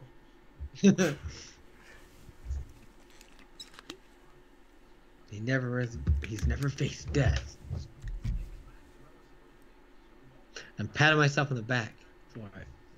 I knew I wouldn't die because there was a Gorn there with me. why? With me. I was known. So do you feel I'll die like? alone. Do you feel like Stephen that Murphy. Darmok could be kind of a I can't take confirm or on deny this? that, and I'm not going to. That rock made way too much Darmok? sand. Yeah. I mean, there's definitely parallels to Yeah. Darmok. Yeah, I sure. never really noticed that until Angela. this viewing. Yeah, Darmok is almost that in reverse, Yeah, right? a Because shared enemy rather than them being each other's enemies. and the guy that you thought you were there to fight is the altruistic one who's doing this so that you can be friends. It would Yeah. be like if the Gorn set it up, Right. so that they could be Yeah. friends at the end. Right, uh-huh. Yeah. No, it's really interesting. Oh, Tom, thanks so much for the super chat, buddy. Really appreciate that. He says, thanks for the hosting effort. I don't know any Trekkies personally. Nice to finally meet some. We do this every Monday, or most Mondays anyway. So he did a super chat. Does he get to pick an episode? Guys, give me just a second. I don't know if we're still broadcasting here. Oh, did we lose it? I'm not sure, but I've lost all my controls on the live show. Yeah, I see that. It's very strange. Would somebody leave a comment if we're still broadcasting and just let us know that you can see us? Because this is They're all very she's strange. got. I've never had this happen. It looks really weird. So weird. It's not letting me escape out of this or We lost the main anything. computer Let me see. function, Captain. Helm's not responding. Okay, everybody can see us. So I'm just going to close the program when it's time to end the show, I guess. This is Helm's not really responding, weird. Captain. Okay, go ahead and Yeah. pause that, Jason. Hey, Jason. Thanks, man. When you do that, have your audio off, okay? Okay. Um, I didn't realize my audio. But anyway, yeah, Tom. Once again, thanks for the support. We sure appreciate it. And like I said, we do this most Mondays, so feel free to pop back in and hang out with us. We just watch random episodes that we spin on a wheel and talk about them and see how much we remember. And games and things. We have a lot of fun here. So I ran a Star Trek club in person for 15 years. We haven't done it. We hadn't done it in what, 3? Yeah. And the 3 of us missed it so much, and Yeah. really wanted to figure out a way to bring it back. And And so you we're doing it with you guys. provided that. Yeah. So thank you guys for making that possible. We'll go ahead as long as this allows us to. I've never seen this, Brandon. I know, this is So weird. weird. We'll go ahead and rate real quick. I want to do this kind of quickly because I don't know if this is gonna day working. I can't believe we're actually broadcasting. Looking at this, it's very strange. You guys can't see it. It's really weird looking. I'd show it to you, but I can't screen share or anything. Yeah, you can see it. That's weird. Okay, so let's go ahead and do the rating. We rate on a scale here of 0 to 4, 0 being, oh God, what was I just watching? And 4 being, can we roll that again, please? And anything in between, decimal points are cool. And we're going to go ahead and start tonight with Jason. Would you go ahead and rate the episodes for us? We did Dr. Bashir, I presume, then we did Arena.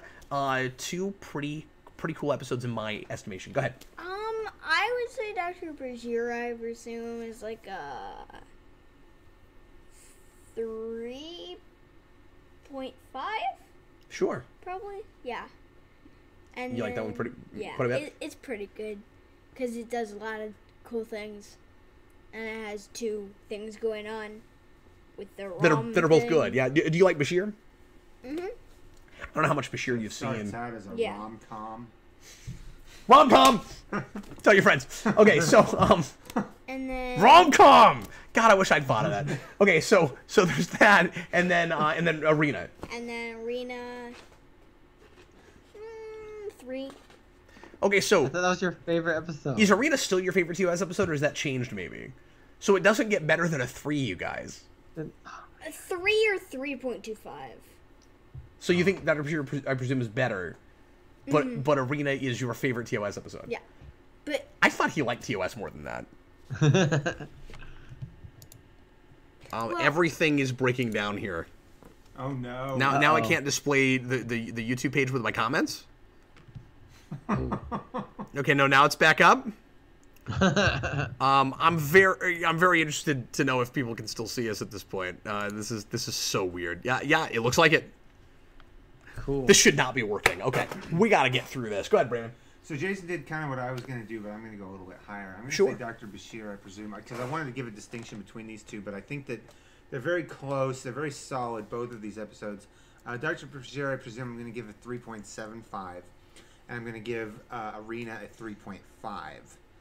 So I Cool. enjoyed both of these. I've seen Arena less than I've seen Dr. Bashir, I presume, but I've seen both of them more than twice. So I think this is like maybe the 4th time for Arena, but it's probably like the 6th time for Dr. Bashir, I Boy, presume. I would be so curious after you see all of DS9 to then see how you rate those episodes. Sure. I think that really isn't- need to see more. Because I think that is an excellent episode. I don't even think I can go quite that high just based on the rest of the show. Sure, Like, I'm so that makes curious to sense. know if that would change for you, or if it would still be that high. Because I mean, it is a great episode. I'm not going to That argue makes with you. sense, absolutely. Certainly, Adam. 3.5 to both. Oh wow, Oh. Cool. Yeah. I considered that I like as well. I don't think on this viewing I can go that far with Arena, just because I think that second half is kind of wasting time. But Dr. Bashir, I presume I'm going to go 3.5 with Jason on that, and Arena is somewhere between a 3 and a 3.5. And I don't do betweens. I always do 3 or 3.5. So I think, gun to my head, I have to say 3, but that feels too low. So Right, I don't know. That's why I couldn't go with like a. Yeah. Yeah. So let's see what everybody in the comments here says. Oh, I should also mention, now it won't let me scroll around in here. Oh my God, what is happening? Tom, I also, the guy that put in a super chat earlier, I also want to mention that with that super chat, if you want to, feel free to ask for an episode to put on the board. I don't know if I'll see it tonight because this is, Can you see everything's comments, breaking Adam? down.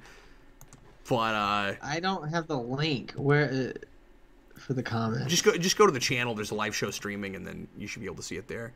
Everything's busted down here. So I'll read what I've got here.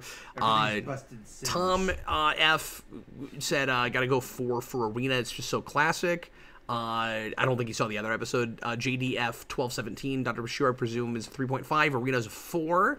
HP Haga 3.5 for Bashir. Great character episode. 4.0 for Arena. Just another classic. Highly foundational. It is at that. Okay, well, guys, the whole universe is imploded